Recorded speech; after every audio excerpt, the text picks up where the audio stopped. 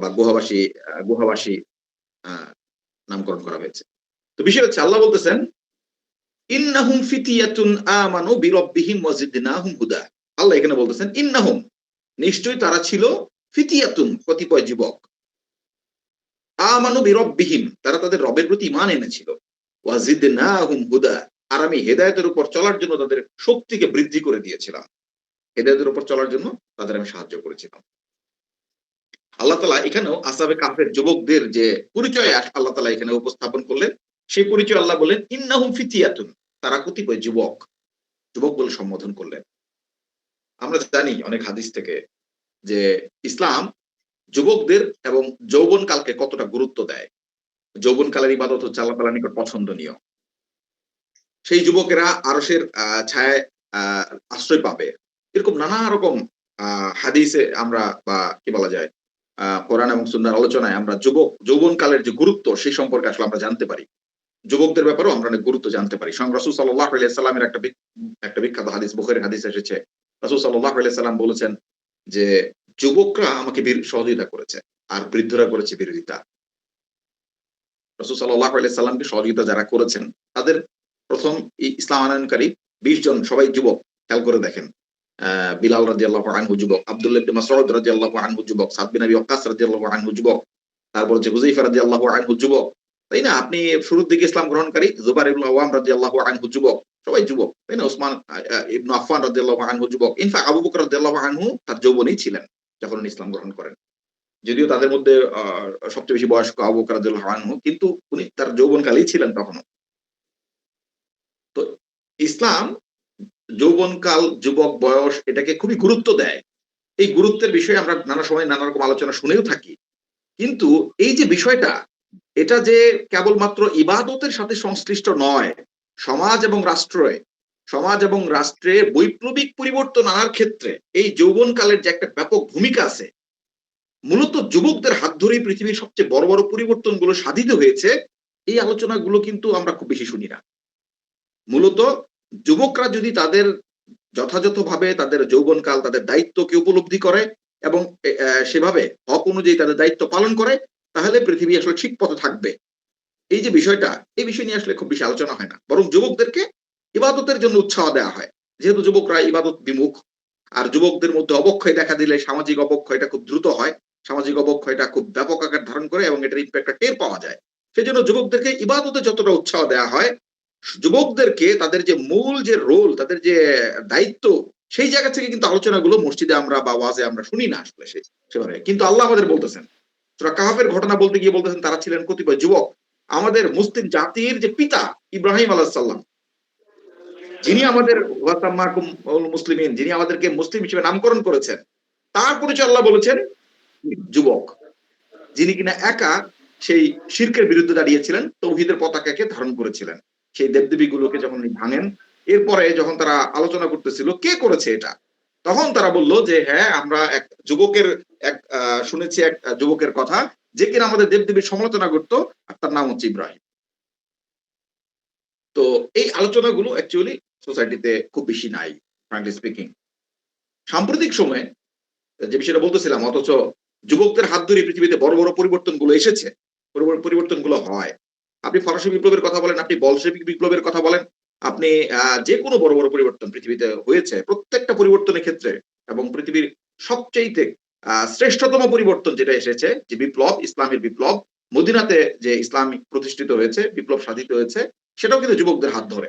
মদিনায় ইসলাম প্রতিষ্ঠার ক্ষেত্রে যে মুখ্য ভূমিকা পালন করেছেন মুসআব বিন উমাইর রাদিয়াল্লাহু আনহু, একজন যুবক, একজন তরুণ। তাই না? তো বাংলাদেশেও আমরা রিসেন্টলি যে বিষয়টা খেয়াল করলাম যে একটা বড় পরিবর্তন এসেছে বাংলাদেশে। সেই পরিবর্তনটাও কিন্তু এই তরুণ যুবকদের হাত ধরে এসেছে। ১৬ বছর ধরে এই দানব ফ্যাসিস্ট এক হায়ানা আমাদের উপর যেভাবে চেপে বসেছিল, যে কিনা আমাদেরকে কথায়, কথায় আয়না ঘরে পাঠাতো। যে কিনা কথায়, কথায় সে খুন করত, গুম করত। যে কিনা দেশের স্বার্থের চাইতে তার কাছে তাকে ক্ষমতায় রাখছে যে ভারত, সে ভারতের স্বার্থই যার কাছে ছিল মুখ্য। যে কিনা প্রতি বছর $১৬ বিলিয়ন, এমন একটা দেশ, যে দেশকে দরিদ্র দেশ হিসেবে সারা দুনিয়া চিনে, যে দেশের মানুষগুলো পুষ্টিহীনতায় ভোগে, না খেয়ে থাকে, সেই দেশের $16 বিলিয়ন প্রতি বছর সে পাচার করেছে। এমন না $16 বিলিয়ন সে এই দেশেই কনজিউম করছে, এইখানেই সে কনজিউম করছে। যদি এখানে সে কনজিউম করতো তাহলে টাকাটা দেশেই থাকতো, তাহলে টাকাটা দেশের মধ্যে সার্কুলেট হইতো। আমার হাতে না থাকুক আরেকজনের হাতে থাকতো। এইভাবে সে দেশেই হয়তো কনজিউম করেছে, দামি গাড়ি কিনেছে, দেশের গাড়ি, দামি হয়তো সে কি বলা যায় খাবার খেয়েছে, দেশের খাবার, ফলে টাকাটা দেশে আছে। তা না করে সে যেটা করেছে সেটা হচ্ছে যে টাকাটা বিদেশে পাচার করে দিয়েছে। ফলে এখানে কিন্তু একটা সিরিয়াস একটা ইকোনমিক ক্রাইসিস ক্রিয়েট হয়েছে। এরকম একটা দানব যে কিনা মানুষকে কথায় কথায় আয়না ঘরে পাঠাতো, তাকে উৎখাত করার জন্য আসলে উৎখাত করতে কেউই পারতেছিল না ফ্রাঙ্কলি স্পিকিং। তো তাদেরকে উৎখাত করেছে কারা? ফ্রাঙ্কলি স্পিকিং এই যুবকরা, এই তরুণ যুবকরা হাজারো প্রাণের বিনিময়ে আত্মত্যাগের মাধ্যমে তারা তাদের প্রচেষ্টা, তাদের ত্যাগ, তাদের কুরবানির মাধ্যমে যখন কিনা এই ফ্যাসিস্টকে উৎখাতে ডাক দিয়েছে, সাধারণ মানুষ সাড়া দিয়েছে। ফলে এই ফ্যাসিস্ট কি বলা যায় তাদের কুরবানির একটা পর্যায়ে গিয়ে সেনাবাহিনীও তাদের সাথে একাত্মতা ঘোষণা করেছে, আর এই ফ্যাসিস্ট হায়না পালিয়েছে। তো এইখানে বাংলাদেশে যে পরিবর্তনটা আসলো রিসেন্টলি আমরা যেটা দেখলাম, এটাও কিন্তু মূলত তরুণ যুবকদের হাত ধরে। এদেশে অনেক বড় বড় অনেক বুড়ো বুড়ো রাজনৈতিক দল আছে, অনেক রাজনৈতিক নেতৃত্ব আছে, তাই না, ঝানুকত পলিটিশিয়ান আছে, তাদের হাত ধরে এই পরিবর্তনটা কিন্তু আসে নাই। তারা বিগত 16 বছর 15 বছর নানা রকম বিভিন্ন রকম আন্দোলনের প্রতিশ্রুতি দিয়েছে, কখনো কখনো আন্দোলন করার চেষ্টাও করেছে, কিন্তু তাদের হাত ধরে পরিবর্তন আসে নাই। তাদের আহ্বানে সাধারণ মানুষ কিন্তু সাড়া দেয় নাই, কেবল তাদের নিজেদের দলের লোকজন ছাড়া। এটা কেন? এটা একটা অন্যতম কারণ হচ্ছে যে এই মানুষগুলো ফ্র্যাঙ্কলি স্পিকিং করাপ্ট, তারা দুর্নীতিগ্রস্ত, তারা দুনিয়ার মোহে, দুনিয়ার লোভে, তারা দুনিয়ার আসক্তে তারা আক্রান্ত। এই মানুষগুলোর মধ্যে মৃত্যু ভয় ব্যাপক। ফলে তারা এমন কোন আন্দোলন করে না যে আন্দোলন, যে দুনিয়ার কারণে তাদের মধ্যে করাপশন ঢুকেছে, তাদের অন্তরে ব্যাধি ঢুকেছে, সে দুনিয়া হাতছাড়া হতে পারে, এইরকম কোনো ভয় থাকলে তারা এরকম কোন আন্দোলন করে না। আর তরুণ যুবক বয়সে সাধারণত করাপশন ফ্রি থাকে মানুষেরা, তাদের মধ্যে মৃত্যু ভয়, দুনিয়া লোভ এগুলো ঢুকে না। ফলে তারা আসলে কুরবানি করা তাদের জন্য সহজ হয়।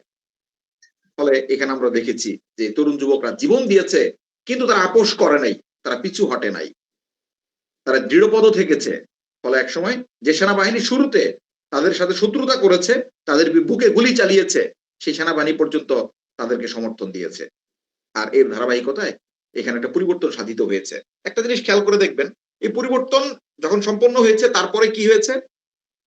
তারপরে এই তরুণ যুবকদের পক্ষ থেকে যারা কিনা সরকারের অংশ হয়েছে, তাদের ইচ্ছায় সরকার গঠিত হয়েছে বা তাদের একটা মানে মুখ্য ভূমিকা আছে, তাই না? বর্তমান অন্তর্বর্তীকালীন সরকার পরিচালনার ক্ষেত্রে তাদের একটা গুরুত্বপূর্ণ ভূমিকা আছে। সো এখানে তারা যে কাজটা করেছে, যে কাজটা করতে চেয়েছে সেটা হচ্ছে যে আমাদের এই যে একটা ফ্যাসিস্ট যে কিনা আমাদের উপর চেপে বসেছিল, এই ফ্যাসিস্ট কেন আসলে তৈরি হয়েছিল? কিভাবে সে আমাদের উপর চেপে বসলো? তারা সেটাকে উপলব্ধি করার চেষ্টা করলো। তারা উপলব্ধি করার চেষ্টা করলো কেন বাংলাদেশ ভারতের একটা ছায়া উপনিবেশে পরিণত হয়েছিল। একটা ভারতের একটা দুধ দেয়া গায়ে পরিণত হয়েছে। ভারত যার কাছ থেকে দুধ নেয়, আর একসময় যদি সে দুধ দিতে না পারে তবে তাকে জবাই করে তার মাংস খাবে। এরকম একটা অবস্থায় বাংলাদেশকে নিয়ে গিয়েছিল। তো এই অবস্থাটা কিভাবে তৈরি হয়েছিল? তারা দেখলো যে হ্যাঁ, এটা হচ্ছে কি বলা যায়, এই রাষ্ট্র ব্যবস্থার দুর্বলতা, এই পররাষ্ট্রনীতির দুর্বলতা, এই দুর্বল পররাষ্ট্রনীতি, নতজানু পররাষ্ট্রনীতি আর এই দুর্বল রাষ্ট্র ব্যবস্থা, রাষ্ট্র কাঠামোর কারণে মূলত এই ধরনের ফ্যাসিস্ট তৈরি হয়েছে। তারা সংস্কারের চিন্তা করলো। তারা শুরুতেই বলল যে আমরা সংস্কার করতে চাই, যাতে করে ভবিষ্যতে আর এমন কোন হায়ানার জন্ম না হয়, এমন কোন ফ্যাসিস্ট দানব আমাদের উপর চেপে বসতে না পারে। আর আমরা সেই সংস্কারের মাধ্যমে এমন এক পররাষ্ট্র নীতি আমরা প্রণয়ন করতে চাই, যাতে করে বাংলাদেশ কারো উপনিবেশে পরিণত না হয়, আমরা যেন আমাদের ন্যায্য অধিকার বুঝে পাই। এরকম প্রস্তাবনা তারা রাখলো এবং এই সংস্কারের জন্য তারা বেশ কিছু কর্মসূচি হাতে নিয়েছে। আমরা জানি যে বেশ কিছু সংস্কার কমিশন গঠন করা হয়েছে, যে সংস্কার কমিশন গুলো ইতিমধ্যে বিভিন্ন রিপোর্টও জমা দিয়েছে, তাই না? আমরা জানি ফর এক্সাম্পল আমরা জানি সংবিধান সংস্কার কমিশন, কি বলা যায়, আপনার হচ্ছে গিয়ে পুলিশ সংস্কার কমিশন, দুদক সংস্কার কমিশন, নির্বাচন কমিশন সংস্কার, তারপর হচ্ছে শ্রম সংস্কার, এদিকে নারী বিষয়ক সংস্কার, গণমাধ্যম সংস্কার, এভাবে নানা রকম, এমনকি আপনার কি বলা যায় বিচার বিভাগের সংস্কার, নানা রকম সংস্কার কমিশন গঠন করা হয়েছে। বেশ কিছু সংস্কার কমিশন কিন্তু বিভিন্ন রিপোর্টও জমা দিয়েছে। আপনারা জানেন সম্প্রতি যে সংবিধান সংস্কার কমিশন, সেখানে দেশের নাম পরিবর্তনের সুপারিশ করা হয়েছে। সেখানে হচ্ছে গিয়ে আপনার কি বলা যায় এক এক এক কক্ষ বিশিষ্ট সংসদকে দ্বিকক্ষ বিশিষ্ট সংসদে রূপান্তরিত করতে বলা হয়েছে। নিম্ন কক্ষ এবং উচ্চ কক্ষ। সংসদীয় আসনকে বাড়ানোর কথা বলা হয়েছে, 505টা আসনের কথা বলা হয়েছে। সেখানে বলা হয়েছে যে একই সাথে এক ব্যক্তি সরকার প্রধান, দলীয় প্রধান, সংসদ প্রধান হতে পারবে না। এক ব্যক্তি পরপর ২ বারের বেশি প্রধানমন্ত্রী হতে পারবে না। নানা রকম এরকম সুপারিশ এসেছে। এর মধ্যে গুরুত্বপূর্ণ একটা বিষয় হচ্ছে তারা জাতীয়তাবাদ, তারা হচ্ছে সমাজতন্ত্র, ধর্মনিরপেক্ষতা, তারপর হচ্ছে গিয়ে জাতীয়তাবাদ এগুলো বাদ দিয়েছে। সেখানে তারা গণতন্ত্র, সাম্য, মানবিক কি বলা যায় সামাজিক সুবিচার, বহুত্ববাদ এই ধরনের বিভিন্ন শব্দগুলোকে তারা সেখানে প্রবেশ করিয়েছে। নির্বাচন কমিশন সংস্কারে বদিউল আলম মজুমদারের নেতৃত্বে সেখানেও তারা বলেছে ২১ বছরে হচ্ছে সংসদ সদস্য পদে নির্বাচন করতে পারবে। তারপর হচ্ছে ফর এক্সাম্পল গুম খুনের সাথে জড়িত এরকম অভিযোগে যারা অভিযুক্ত তারা নির্বাচন অংশগ্রহণ করতে পারবে না। এরকম নানা রকম নির্বাচনী কি বলা যায় সংস্কারের সুপারিশ আমরা দেখেছি।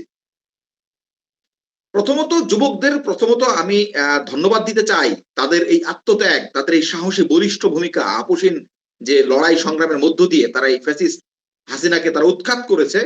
এই অবস্থানের কারণে, তাদের এই আত্মত্যাগের কারণে, সাহসিকতার কারণে, আপোষহীনতার কারণে তারা ধন্যবাদ প্রাপ্ত। অবশ্যই তাদেরকে আমি সাধুবাদ এবং ধন্যবাদ জানাই।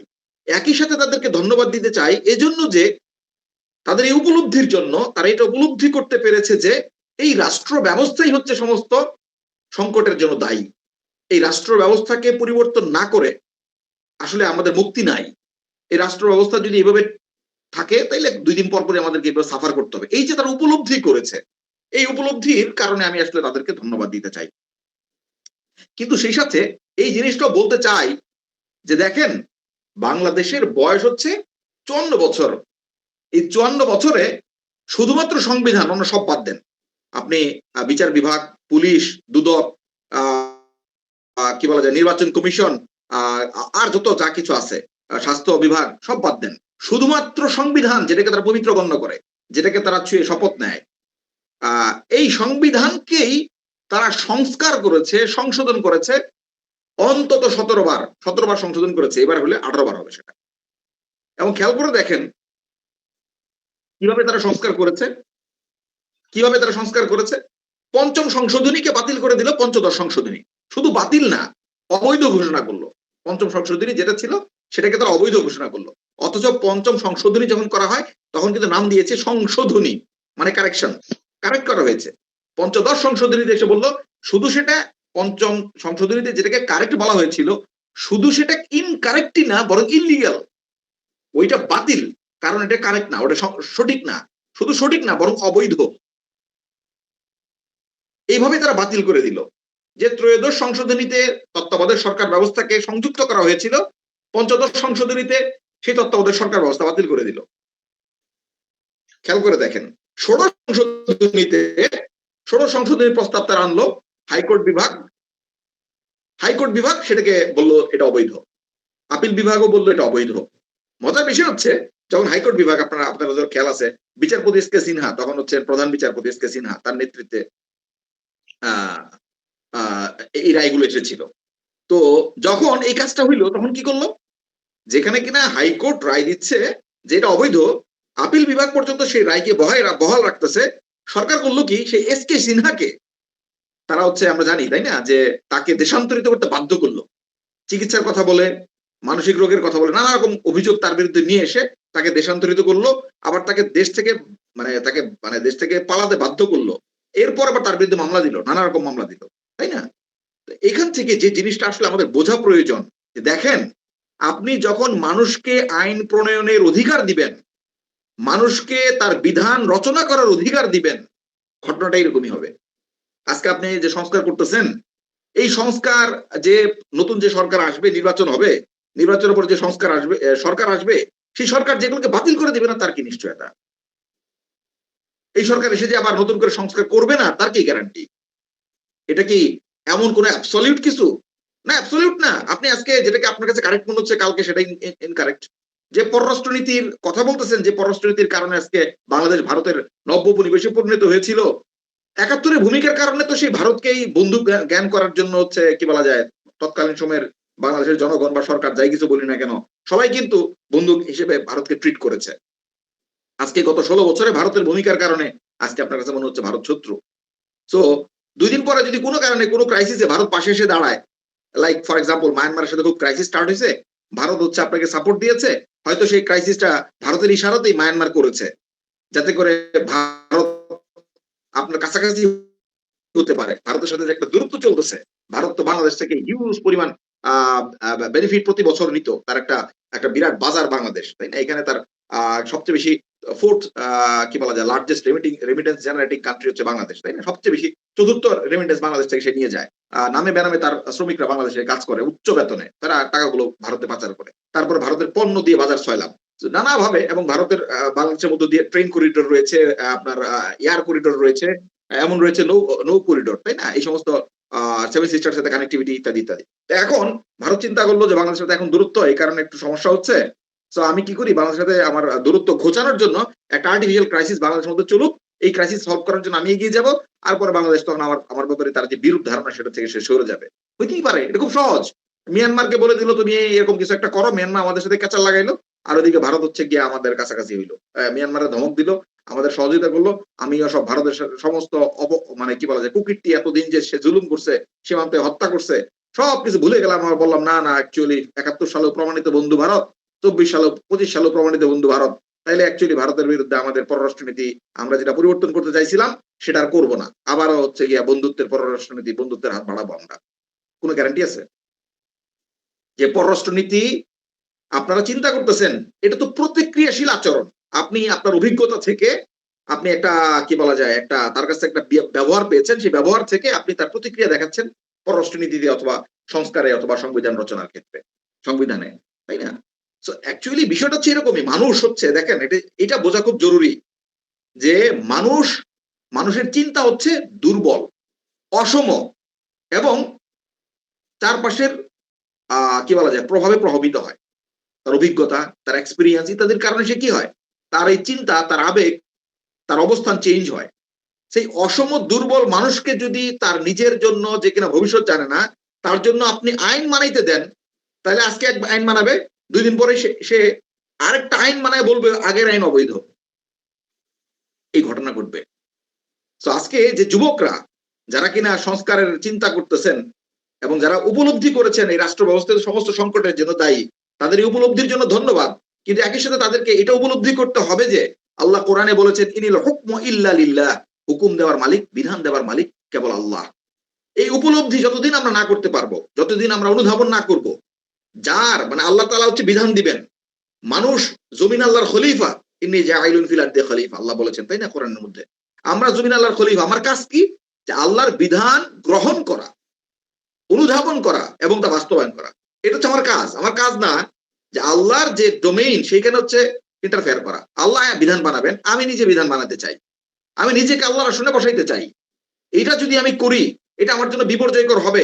গত 54 বছর আমাদের জন্য বিপর্যয়কর ছিল, সামনে আবারও বিপর্যয় হবে যদি আমরা এটা উপলব্ধি করতে না পারি। সো যারা ক্ষমতায় আছে তাদেরকে তো অবশ্যই এটা উপলব্ধি করতে হবে, তারা করুক বা না করুক। আজকে আমরা এই সেশনে যারা অংশগ্রহণ করেছি তাদেরকে অবশ্যই এই বিষয়টা উপলব্ধি করতে হবে যে ইনিল হুকমু ইল্লা লিল্লাহ। মানুষকে, এই অসম দুর্বল চিন্তার মানুষকে যদি, যে কিনা ভবিষ্যৎ জানে না, যে কিনা এরকম বিভিন্ন বাস্তবতার দ্বারা প্রভাবিত হয়, যার চিন্তা এবং আবেগ, তাকে যদি আপনি বিধান বানানোর সুযোগ দেন, এই যে খেয়াল করে দেখেন, তারা একটা সুপারিশ করছে, নির্বাচন কমিশন, সংস্কার কমিশন সুপারিশ করছে 21 বছর বয়সে সে পার্লামেন্ট ইলেকশন করতে পারবে। আচ্ছা, 21 বছর বয়সে পার্লামেন্টেরিয়ান হওয়ার জন্য, মানে এখানে কিন্তু দেখেন পার্লামেন্টেরিয়ান কিন্তু কেবলমাত্র মানে জনপ্রতিনিধি না, কিন্তু সে হচ্ছে জনপ্রতিনিধি এবং লেজিসলেটর, সে হচ্ছে আইন প্রণয়ন করতে পারবে। বাংলাদেশের যে সংসদীয় ব্যবস্থা, এখানে এরা পার্লামেন্ট কি করে মূলত, তারা হচ্ছে আইন প্রণয়ন করে, তাই না? এরা এরা হচ্ছে লেজিসলেটর, আইন প্রণেতা। তা এখন 21 বছর বয়সে একটা বাচ্চা, তাদের আবার হিসেবে 21 বছর বয়স, সরি 19 পর্যন্ত শিশু, তাই না? এখন 21-এর আগে ইনফ্যাক্ট বিয়ে করতে পারবে না। তাহলে এইরকম একটা শিশু যে কিনা ইনফ্যাক্ট ইন্টারনেট পাস করে ইউনিভার্সিটির অনার্স শেষ করতে পারে না, সে আইনের কতটা বোঝে, বিশেষ করে বিদ্যমান যে কি বলা যায় শিক্ষা ব্যবস্থায়, সে কিভাবে আবার পার্লামেন্টারিয়ান হয়ে এই মানুষের জন্য আইন রচনা করবে? প্রথমত 21 কেন, 2100 বছর বয়সও যদি হয়, মানুষ যদি আইন বানায়, তাইলেও সে আইন ত্রুটিপূর্ণ হবে, যেটা কিনা আমরা বুঝতে পারি আমাদের একটু ইন্টেলেক্ট প্রয়োগ করলেই। কারণ মানুষের চিন্তা হচ্ছে অসম, তাই না? মানুষের চিন্তা হচ্ছে দুর্বল, মানুষের সক্ষমতা দুর্বল। ঠিক আছে, এই দুর্বল মানুষ যদি তার নিজের জন্য আইন বানায়, এটা আসলে কি হবে, এটা আসলে কি বলা যায়, এখানে হচ্ছে বায়াসনেস থাকবে, যেমন এই যারা বায়াসনেসড হয়ে একটা সুপারিশ করছে যে গুম খুনের যদি অভিযোগ কারো বিরুদ্ধে থাকে তাহলে সে নির্বাচনে অংশগ্রহণ করতে পারবে না। গুম খুনের আলোচনাটা কাদের বিরুদ্ধে উঠতেছে? আওয়ামী লীগের বিরুদ্ধে। ফলে আওয়ামী লীগকে তারা নির্বাচনের বাইরে রাখার জন্য তারা এরকম একটা সুপারিশ করছে। তাহলে এটা কি একটা কি বলা যায় একটা এক্সপিরিয়েন্সের কারণে তাদের মধ্যে একটা প্রতিক্রিয়াশীল ব্যবহার দেখা যাচ্ছে না? তো মানুষের চিন্তাগুলো কিন্তু এরকম যে তারা কি করে সে হচ্ছে গিয়ে বায়াসড হয়ে যায়। একদিকে বায়াসড হয়ে যায়, তো ২ দিন পরে অন্য কোনো দিকে বায়াসড হলে সে আবার আরেকটা আইন বানাবে। সো এরকম যে এই যে বিষয়টা এটা উপলব্ধি করাটা খুব জরুরি যে যদি এই মানুষকে আপনি সুযোগ দেন, আইন বানানোর অধিকার দেন, তাইলে সেটা মানুষের জন্য বিপর্যয়কর হবে, কোনোভাবেই কল্যাণকর হবে না। সো এইটা তারা বুঝুক বা না বুঝুক, আমরা এখানে এখানে যারা উপস্থিত তাদেরকে অবশ্যই অনুধাবন করতে হবে। আজকের আলোচনার একটা অন্যতম পয়েন্ট। একই সাথে সেকেন্ড আরেকটা পয়েন্ট খুব বোঝা খুব জরুরি। সেটা হচ্ছে যে দেখেন, এই যে হাসিনা সে যে ফ্যাসিস্ট হয়েছে, ব্যাপারটা কি এমন সে ফ্যাসিস্ট হওয়ার আগে সে বলেছে আচ্ছা সংবিধানটা আনো তো দেখি, সংবিধানটা একটু পড়ে দেখি, আমি ফ্যাসিস্ট হতে চাচ্ছি, এখানে সুযোগ আছে কিনা। পৃথিবীর কোন ফ্যাসিস্ট সে কি সংবিধান পড়ে তারপরে সে দেখে না আচ্ছা এখানে তো আমার ফ্যাসিস্ট হওয়ার সুযোগ আছে, এখানে তো এরকম অনেক ব্যাপার স্যাপার আছে যেটা মিস ইউজ করতে পারি, আমি ফ্যাসিস্ট হতে পারবো, সংবিধান আমাকে সেই সুযোগ দিতে। মানুষ কি এভাবে ফ্যাসিস্ট হয়? এই যে ফর এক্সাম্পল খেয়াল করে দেখেন পুলিশ র্যাব তারা যে ক্রস ফায়ারে দেয় বিচার বহির্ভূত হত্যাকাণ্ড, একই সাথে এটা তো আইন বহির্ভূত হত্যাকাণ্ড। আইন প্রয়োগকারী সংস্থা আইনের বাইরে গিয়ে বিচার বহির্ভূত ভাবে মানুষ কিল করতেছে। তারা কি ব্যাপারটা এভাবেই করতেছে যে আচ্ছা এটা তো কি বলা যায় আইনের বই পড়ি, আইনের বই আসলে এই অনুমোদন আছে কিনা। কোন অপরাধী যখন অপরাধ করে তখন কি সে এই আইনের বইয়ে কি লেখা আছে সেটা জেনে আচ্ছা আইনের বইতে লেখা আছে এটা অপরাধ ফলে আমি এটা করবো না, এভাবে চিন্তা করে না। বরং যে ফ্যাসিস্ট হতে চায় সে ফ্যাসিস্ট হয়। এবার ফ্যাসিস্ট হয়ে তার ফ্যাসিজমকে বৈধতা দেবার জন্য সে প্রয়োজনে আইনের বই কাটাছেড়া করে। যদি আইনের বইটা হয় এমন যে আইন মানুষ নিজে বানিয়েছে, ও চেঞ্জ করবে।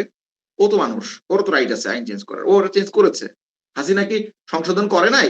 পঞ্চদশ সংশোধনী, ষোড়শ সংশোধনী, সপ্তদশ সংশোধনী এগুলো তো সব হাসিনার আমলে হয়েছে। এত শর্ট টাইমে এত লম্বা সংশোধনী, এতগুলো সংশোধনী অন্য কোনো সময় হয় নাই, যেটা হাসিনার টাইম হয়েছে। এই 16 বছরে হয়েছে। পঞ্চদশ, চতুর্থদশ, পঞ্চদশ, ষোড়শ, সপ্তদশ, এতগুলো 4টা সংশোধনী সে করছে এই টাইমের মধ্যে। তো এটা তো সে কেন করছে? সে ওই একই হাসিনা শুরুতেই সে কেন করলো না? কিছুদিন গেছে তার মনে হয়েছে আচ্ছা এটা তো আমার চেঞ্জ করা দরকার আমার সুবিধার জন্য। সেটাকে চেঞ্জ করে ফেলছে।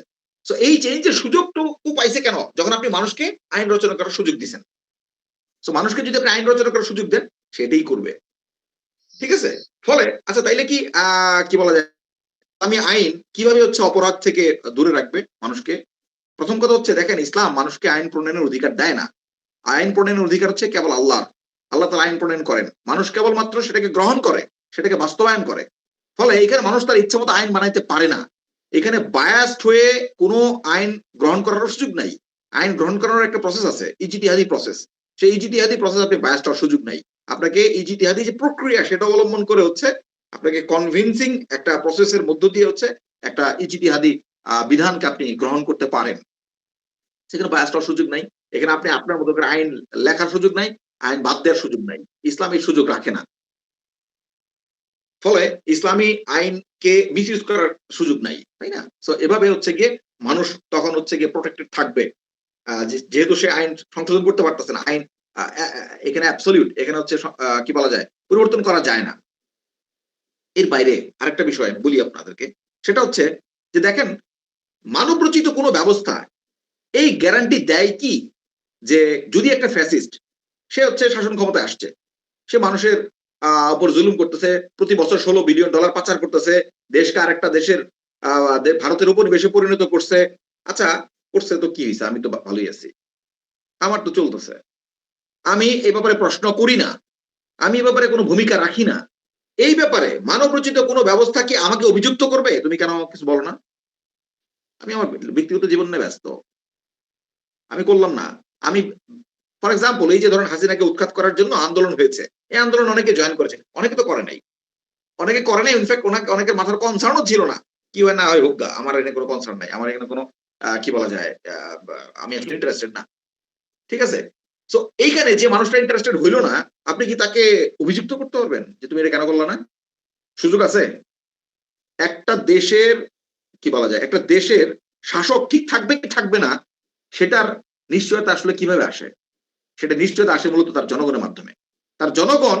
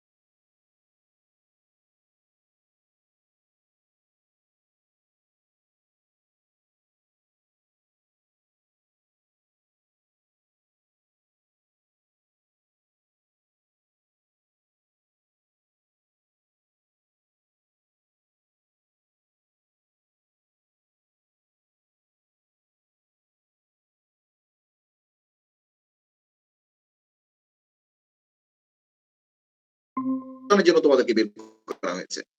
তা'মুরুনা বিল মা'রুফ, তোমরা সৎ কাজের আদেশ দাও। ওয়া তানহাউনা আনিল মুনকার, এবং তোমরা অসৎ কাজ থেকে মানুষদেরকে বিরত রাখো। ওয়া তু'মিনুনা বিল্লাহ, এবং তোমরা আল্লাহর প্রতি ঈমান আনো। তাইলে যে সৎ কাজের আদেশ দেয়া, অসৎ কাজে নিষেধ করা, ইসলাম তো এটা আমাদের জন্য ফরজ করেছে। এটা আমি করতে বাধ্য। আমি যদি দেখি শাসক মুনকার করতেছে, আর আমি যদি তার কি বলা যায় হাত চেপে না ধরি, তাকে যদি আমি নসিহত না করি, তাকে যদি বিরত না রাখি, কবিরা গুনাহ করতেছি আমি। এই অনুভূতি, তাকওয়ার অনুভূতি এবং আল্লাহ তাআলার স্পষ্ট আদেশ, এটা আমাকে বাধ্য করে শাসককে জবাবদিহি করতে। রাসূল সাল্লাল্লাহু আলাইহি সাল্লামের একটা বিখ্যাত হাদিস আছে, আমরা জানি, সাইয়্যিদুশ শুহাদাই হামজা ওয়া রাজুলুন ক্বামা ইলা ইমামু যাইর ফানাসাহাহু ফাকাতালাহ। রাসূল সাল্লাল্লাহু আলাইহি সাল্লাম বলেছেন, সাইয়্যিদুশ শুহাদাই হামজা, শহীদদের সর্দার হচ্ছে হামজা। ওয়া রাজুলুন, এবং ওই ব্যক্তি, ক্বামা ইলা ইমামু যাইর, যে কিনা জালিম শাসকের সামনে দাঁড়ায়, ফানাসাহাহু, এবং তাকে নসিহত করে, ফাকাতালাহ, এবং সেই জালিম শাসক তাকে হত্যা করে ফেলে। ইসলাম বলতেছে এই ব্যক্তি হচ্ছে শহীদদের সর্দার হামজার মতন। শহীদের সর্দার যেমন হামজা, এবং এই ব্যক্তিও। ইসলাম শাসককে জবাবদিহি করা কতটা রিওয়ার্ডেড করেছে, কতটা গুরুত্ব আরোপ করেছে, আমরা সেই বিখ্যাত ঘটনা জানি। যখন ওমর রাদিয়াল্লাহু আনহু খুতবা দিচ্ছিলেন, ওই লোক সকল, তোমরা আমার কথা শোনো এবং মানো। যদি তোমরা আমার মধ্যে কোনো বক্রতা দেখো, আমাকে সংশোধন করে দাও। এক যুবক কি বললেন? ওমর, আমরা যদি তোমার মাঝে কোনো বক্রতা দেখি, আমি তোমাকে এই তরবারি দিয়ে সোজা করে দিব। কেউ আপত্তি করলেন, ওহে যুবক, এ কেমন আদব, এ কেমন আচরণ আমিরুল মুমিনিনের সাথে? বয়সে উনি বয়োজ্যেষ্ঠ, আবার কত সম্মানিত, তুমি তার সাথে এইভাবে কথা বললে? ওমর তার জন্য দোয়া করলেন। ওমর বললেন যে, সমস্ত প্রশংসা আল্লাহর জন্য, যে আল্লাহ এই উম্মতের মধ্যে এমন ব্যক্তি রেখেছেন যে কিনা ওমরকে তরবারি দিয়ে সোজা করে দিতে চায়। ওমর তার প্রশংসা করলেন, তার সৎ সাহসের। শাসককে এভাবেই সোজা করতে হবে, সোজা রাখতে হবে। কারণ শাসক যদি ঠিক থাকে, উম্মাহ ঠিক থাকবে, জাতি ঠিক থাকবে, জনগণ ঠিক থাকবে। আর জনগণ যদি শাসককে জবাবদিহি করে, তাহলে শাসক ঠিক থাকবে। বিষয় হচ্ছে এই যে বিষয়টা, এটা আপনি ইসলাম ছাড়া কোথায় পাবেন? মানব রচিত কোন ব্যবস্থার মধ্যে এই জিনিসকে আপনি খুঁজে পাবেন না। যে কিনা আপনার উন্নয়ন করবে, আপনার মধ্যে এমন আত্মোপলব্ধির জন্ম দিবে, যেটা কিনা আপনাকে বাধ্য করে, আপনাকে পুশ করে যে তোমাকে এই রিস্কি কাজটা করতে হবে, শাসকের জবাবদিহি করতে হবে, যেটা আপনার উপর ফরজ করেছে, আমার উপর ফরজ করেছে। এই তাকওয়ার উপলব্ধি আমাকে আমাকে পুশ করে। আবার আল্লাহ তাআলা খোলাখুলি ভাবে এটা আমাদের জন্য ফরজ করেছেন। ইসলাম ছাড়া এটা অসম্ভব। ফলে এই উপলব্ধির ব্যাপারটাও এই তরুণদের মধ্যে আসুক, চাই আসুক বা না আসুক, আমাদের মধ্যে যেন সেটা আসে। আমরা যেন সেটাকে অ্যাফোর্ড করি এবং মানুষদেরকে সমাজের মধ্যেও আমরা নিয়ে যেতে পারি। বিষয় হচ্ছে যে দেখেন, আজকে সিচুয়েশন কোন দিকে গেছে? বাংলাদেশের বর্তমান সিচুয়েশন। একদিকে সংস্কার, আরেকদিকে আরেক দল, আরেক গোষ্ঠী, তারা দাবি করতেছে তারা হচ্ছে গিয়ে নির্বাচন চায়। কেন? এরাই কিন্তু তারা মূলত, যে অ্যাকচুয়ালি যারা কিনা গত দীর্ঘ সময় তারা আসলে কার্যকর তেমন কোনো ভূমিকা রাখতে পারে নাই। এখন তারা ক্ষমতায় যাওয়ার জন্য মরিয়া। এরা সেই করাপ্ট পোরশনটুকু যারা আসলে কি বলা যায়, যদিও বয়সের ভারে তারা নুজো, বার্ধক্যে উপনীত হয়েছে কিন্তু দুনিয়ার লোভ তাদের ছাড়ে নাই। ক্ষমতার লোভ তাদের কি বলা যায় ব্যাপক। ফলে তারা দ্রুত নির্বাচন চায় যাতে করে তারা ক্ষমতার স্বাদ পেতে পারে। এরাই কি বলা যায় প্রতিবন্ধক, তাই না? তো এখন আ দুনিয়ার লোভ তাদেরকে আসলে কি বলা যায় এই কাজ করতে বাধ্য করতেছে। আর তরুণরা তাদের সাথে বিরোধিতা করেছে। এরা কি করতেছে? এরা রীতিমতো 111 আনার একটা ষড়যন্ত্র লিপ্ত রীতিমতো। ব্যাপারটা এরকম এই পর্যায়ে চলে গেছে। যে তারা আসলে আ প্রয়োজনে ভারতের তাবেদারি করে হলে, প্রয়োজনে হচ্ছে একটা অস্থিতিশীল পরিস্থিতি তৈরি করে হলেও তারা হচ্ছে তাদের ক্ষমতাটা নেয়া প্রয়োজন। এরকম একটা অবস্থায় আসলে তারা দেশকে নিয়ে যেতে চাচ্ছে। এই স্বাভাবিক পরিস্থিতিতে আসলে আমাদের করণীয় কি? আমরা একদিকে দেখতে পাচ্ছি এমন এক সংস্কার সংগঠিত হচ্ছে যে সংস্কার হচ্ছে আবারও সেই মানবীয় দুর্বল চিন্তা নিয়ে আবার হচ্ছে এমন একটা সংস্কার করা হচ্ছে যেটা আবার একটা বিপর্যয় জন্ম দিবে। আচ্ছা, এর বাইরে একটা কথা বলা প্রয়োজন। ফর এক্সাম্পল আমরা ধরে নিচ্ছি পৃথিবীর সবচেয়ে ফাইনেস্ট কি বলা যায় সংস্কারটা করা হলো। সবচেয়ে উত্তম সংস্কার করা হলো। পৃথিবীর সবচেয়ে বড় প্রফেসরদের নিয়ে এসে আ এমন বেস্ট একটা সংস্কার করল যে সংস্কারের পরে বাংলাদেশে আর কোন ক্রাইসিস নাই। বাংলাদেশ হয়ে গেছে পৃথিবীর সবচেয়ে ধনী দেশ। সব দিক থেকে এর কোনো সংকট নাই। এখানে কোনো সমস্যা নাই। এখানে কোনো জুলুম নাই। এখানে ইনসাফ কায়েম হয়েছে। ধরে নিচ্ছি। হাইপোথেটিক্যাল ইম্পসিবল এটা। এটা ইম্পসিবল। ধরে নিচ্ছি। যে বৈষম্যের কথা বলা হচ্ছে কোনো বৈষম্য নাই। তাই না? যে পুঁজিবাদ গণতন্ত্রের কথা বলে সে গণতন্ত্র পুঁজিবাদ ক্লাস ক্রিয়েট করে। তাই না? এবং বৈষম্য সৃষ্টি করবেই ইনহেরেন্টলি তার মধ্যে ইকুয়ালিটি রয়েছে। সে পুঁজিপতি শ্রেণীকে সুবিধা দিবে এক্সট্রা। পুঁজিপতি শ্রেণী তৈরি হবে। তারা হচ্ছে সমাজের মূল নিয়ন্ত্রক হবে। এই গণতন্ত্র এই এই হচ্ছে গিয়ে সেকুলারিজম তাকে যদি মেনে নিয়ে আপনি সংস্কার করেন এটা হবেই হবে। এরপরেও হাইপোথেটিক্যালি তর্কের খাতিরে ধরে নিচ্ছি বাংলাদেশে আসলে কোন সংকট নাই। একেবারে পৃথিবীর শ্রেষ্ঠতম দেশে পরিণত হইল। পৃথিবীর ইতিহাসে এরকম কোন এক্সাম্পল নাই। মেনে নিচ্ছি। আচ্ছা, এটা হইলেই কি আমরা দায়মুক্ত হয়ে গেলাম? আমরা মুক্তি পেয়ে গেলাম? আল্লাহ তাআলার সাথে আমাদের কৃত ওয়াদার কি হলো? ভাই একটা কথা বলি, ধরেন আপনি কোন এক কোথাও গেলেন। আপনার মেবি বাবা হচ্ছে দরিদ্র। মেবি আপনার কি বলা যায় বাসায় আপনি সেই প্রপার কেয়ারটা পান না। একজন ভিনদেশী মানুষ অথবা ভিন্ন কেউ আপনাকে খুবই দারুণ কেয়ার করে। ঠিক আছে? আপনাকে কি বলা যায় ভালো খাওয়ায়, ভালো পড়ায়, আপনাকে হচ্ছে অনেক ফ্যাসিলিটি দেয়। এই ফ্যাসিলিটির কারণে কি আপনি আপনার বাবা-মাকে ভুলে যাবেন? নাকি বলবেন না, না দূর তারা আমার বাবা-মা না। আপনারা হচ্ছে আসলে বাবা-মা। কারণ হচ্ছে আপনারা আমাকে খুব ভালো ফ্যাসিলিটি দিচ্ছেন, ভালো খাওয়াচ্ছেন, পড়াচ্ছেন। আপনি কি তাদেরকে ভুলে যেতে পারবেন? বিষয়টা আমাদের বোঝা প্রয়োজন যে আল্লাহ তাআলার সাথে আমাদের একটা কৃত ওয়াদা রয়েছে। সেই ওয়াদা আমরা রুহের জগতে যেমন করেছি, মুসলিম হিসেবে দুনিয়ার জগতেও শাহাদার মাধ্যমে সেই ওয়াদাকে আমরা আবার নবায়ন করেছি। আমরা সাক্ষ্য দিয়েছি আশহাদু আল্লা ইলাহা ইল্লাল্লাহ। আমরা আল্লাহ ছাড়া কাউকে ইলাহ হিসেবে মানি না। আমরা আল্লাহ ছাড়া কারোর গোলামি মানি না। আমরা এই জমিনে আল্লাহর সার্বভৌমত্ব প্রতিষ্ঠা আমরাই করব। তাইলে আপনি যদি এরকম ম্যান মেড কনস্টিটিউশন এখানে কি বলা যায় আ এস্টাবলিশ করেন, আল্লাহর সার্বভৌমত্বের কি হবে? এই বিষয়টাও এই বিষয়টাই সবচেয়ে গুরুত্বপূর্ণ যে মূলত আল্লাহর সার্বভৌমত্ব প্রতিষ্ঠা করাটাই হচ্ছে আমাদের অবজেক্টিভ। এটাই হচ্ছে আমাদের কাজ। আর সত্যি কথা যেটা সেটা হচ্ছে যদি আমরা আল্লাহর সার্বভৌমত্ব প্রতিষ্ঠা করি, আল্লাহর দ্বীন বাস্তবায়ন করি, শরিয়া ভিত্তিক রাষ্ট্র প্রতিষ্ঠা করি, এই মানব রচিত বিধানকে বাদ দিয়ে তাইলে হচ্ছে গিয়ে আসমান এবং জমিনের বরকতসমূহ আল্লাহ তাআলা আমাদের জন্য উন্মুক্ত করে দিবেন যেমন আল্লাহ অতীতেও দিয়েছিলেন।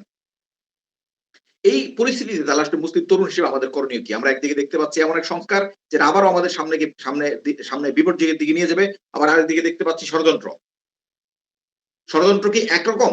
আমাদের যেমন স্থানীয় ষড়যন্ত্র রয়েছে যারা নির্বাচনের জন্য খুব তাড়াহুড়া করতেছে, আন্তর্জাতিক ষড়যন্ত্র কি থেমে আছে? এই যে খেয়াল করে দেখেন, সংবিধান সংস্কার কমিশনের জন্য যে প্রধান যাকে বানানো হয়েছে, ডক্টর আলী রিয়াজ উনি কে অ্যাকচুয়ালি? কিছুদিন আগে আপনারা হয়তো নিউজ খেয়াল করেছেন যে দেখলাম সিরিয়াতে আ যে নতুন একটা সরকার এসেছে ক্ষমতায় আহমেদ আবু সারা বা আবু মোহাম্মদ আল জোলানির নেতৃত্বে তাদেরকে প্রস্তাব দিয়েছে যে তোমাদের কনস্টিটিউশন রচনার ক্ষেত্রে ফ্রান্স আমরা সহযোগিতা করতে প্রস্তুত। খেয়ে দেয়ে কাজ নাই, যারা কোনো পরামর্শ দেয় না টাকা ছাড়া, তারা উইলিংলি তারা হচ্ছে এখানে কনস্টিটিউশন রচনার ক্ষেত্রে তারা সহযোগিতা করতে চাচ্ছে। শুধু তাই না, তারা ওইখানে আবার কিছু সাজেশনও দিয়েছে যে ভবিষ্যৎ সিরিয়ান রাষ্ট্র আসলে কেমন হওয়া উচিত।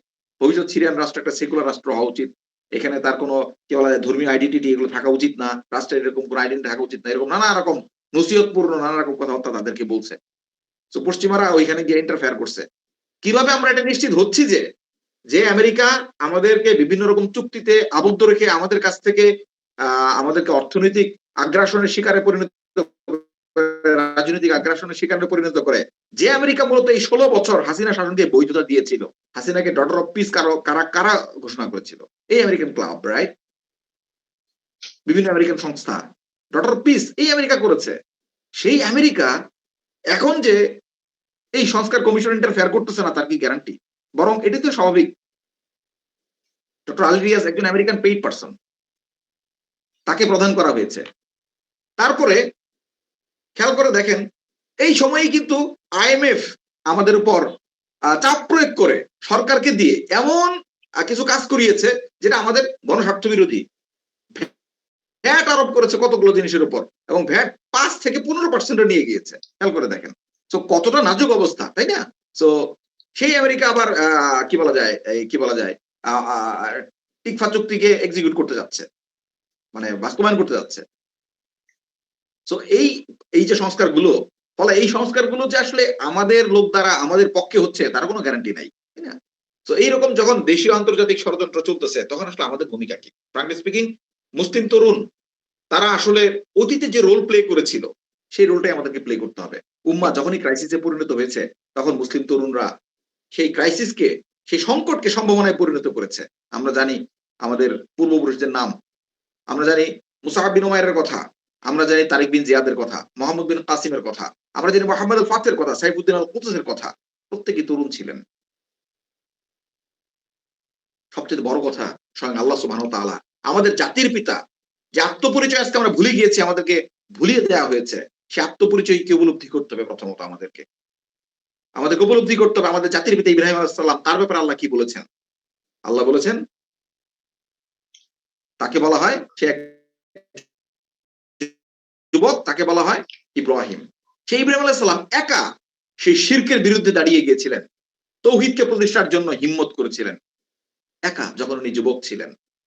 আমাদের রাসূল সাল্লাল্লাহু আলাইহি সাল্লাম, আল্লাহ বললেন ইয়া আইয়ুহাল মুদ্দাসসির কুম ফাআনজির ওয়া রাব্বাকা ফাকাব্বির। যখন রাসূল সাল্লাল্লাহু আলাইহি সাল্লামকে বললেন ওহে চাদর আবৃত, ইয়া আইয়ুহাল মুদ্দাসসির, হে বস্ত্রাবৃত, দাঁড়ান, ফাআনজির, মানুষকে সতর্ক করেন, ওয়া রাব্বাকা ফাকাব্বির, আপনার রবের বড়ত্ব ঘোষণা করেন। রাসূল সাল্লাল্লাহু আলাইহি সাল্লাম একা, স্রোতের বিপরীতে কেবল না, এমনকি তার পরিবার, তার গ্রেটার ফ্যামিলি তার বিরুদ্ধে চলে গিয়েছিল। তার বিরুদ্ধে দাঁড়িয়ে, তার নিজের আপন চাচা আবু লাহাব বিরুদ্ধে গিয়েছিল।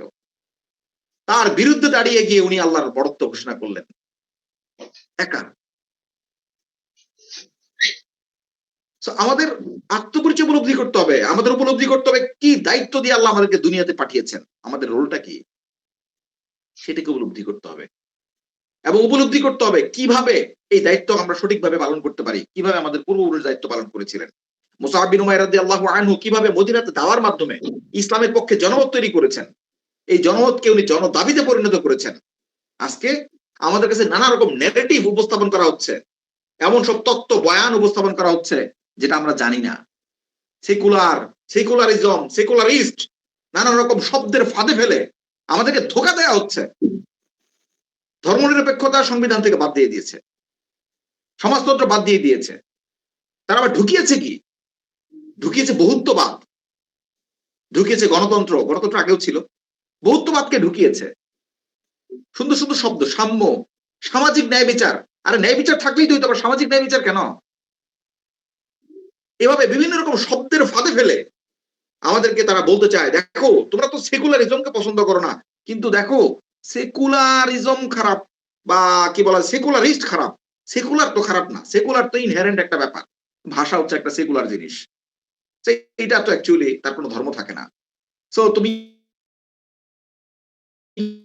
কিন্তু আসলে বোঝো নাই ভাই, তুমি কি বলা যায়, তোমার মতনই মুসলমান, শুক্রবারে নামাজ পড়ি, ফলে আমরা ইসলাম বিরোধী কিছু করতেছি না, সো ইসলামিক সেকুলারিজম মানতে কোনো প্রবলেম নাই। এরকম শব্দের ফাঁদে ফেলে আমাদেরকে ধোঁকা দেওয়া হচ্ছে। মুসলিম তরুণ হিসেবে আমাদেরকে অবশ্যই যোগ্য হিসেবে গড়ে তুলতে হবে। আল্লাহ তাআলা কোন অযোগ্য, অদক্ষ, অযোগ্য জাতিকে বিজয় হিসেবে প্রতিষ্ঠিত করতে চাই, অবশ্যই নিজেদেরকে যোগ্য হিসেবে গড়ে উঠতে হবে। দুঃখজনক হলেও সত্য, আজকে মুসলিম তরুণদের কি বাস্তবতা? মুসলিম তরুণদের বাস্তবতা হচ্ছে তারা রাসূল সাল্লাল্লাহু আলাইহি সাল্লামের সিরাতই পড়ে নাই, তার জীবনেই জানে না ইসলাম কি বাস্তবায়ন করবে।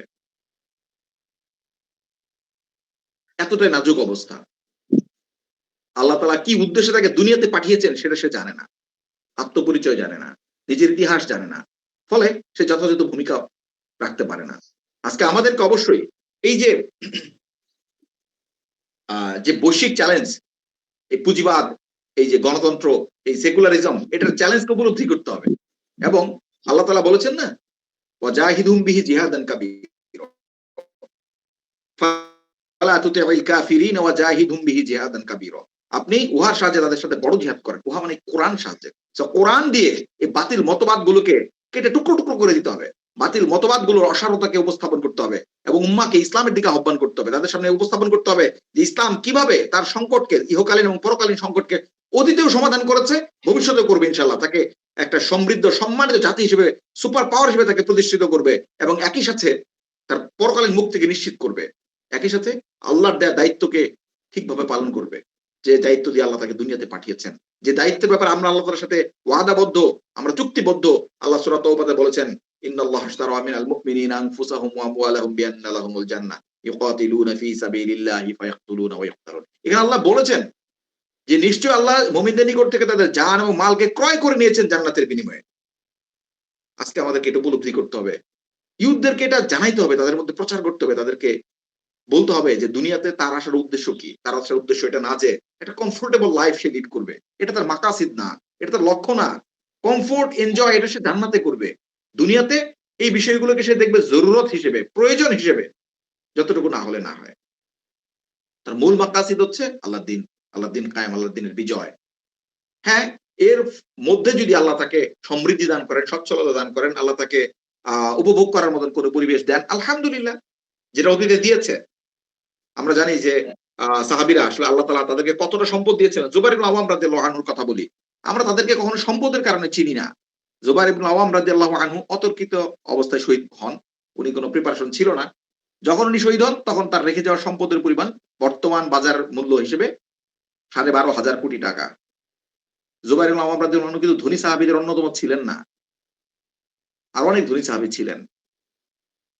এটা অটোই এসেছে তাদের কাছে। যদিও ওমর ইবনে খাত্তাব রাদিয়াল্লাহু আনহু খিলাফতকালে সম্পদের প্রবাহ যেন আল্লাহ তাআলা যেটা হারাম করেছেন, কাইলা ইয়াকুনা দুলাতাম বাইনাল আগনিয়াই মিনকুম, সম্পদ যেন কেবল তোমাদের ধনীদের মাঝে আবর্তন না করে। ওমর রাদিয়াল্লাহু আনহু বিভিন্ন কারণে বিখ্যাত সাহাবীদের মদিনার বাইরে যাওয়াকে নিষেধ করে রেখেছিলেন। এরপরেও সম্পদ তাদের পায়ে এভাবে গড়াগড়ি খেয়েছে। সম্পদ, সম্মান, এই সমস্ত কিছু হচ্ছে মুমিনদের। সেটা অবশ্যই আমাদের কাছে আসবে যদি আমরা আমাদের দায়িত্বকে যথাযথ পালন করতে পারি। আল্লাহ তাআলা আমাদেরকে তৌফিক দান করেন। জাযাকাল্লাহু খাইরান। আমিন।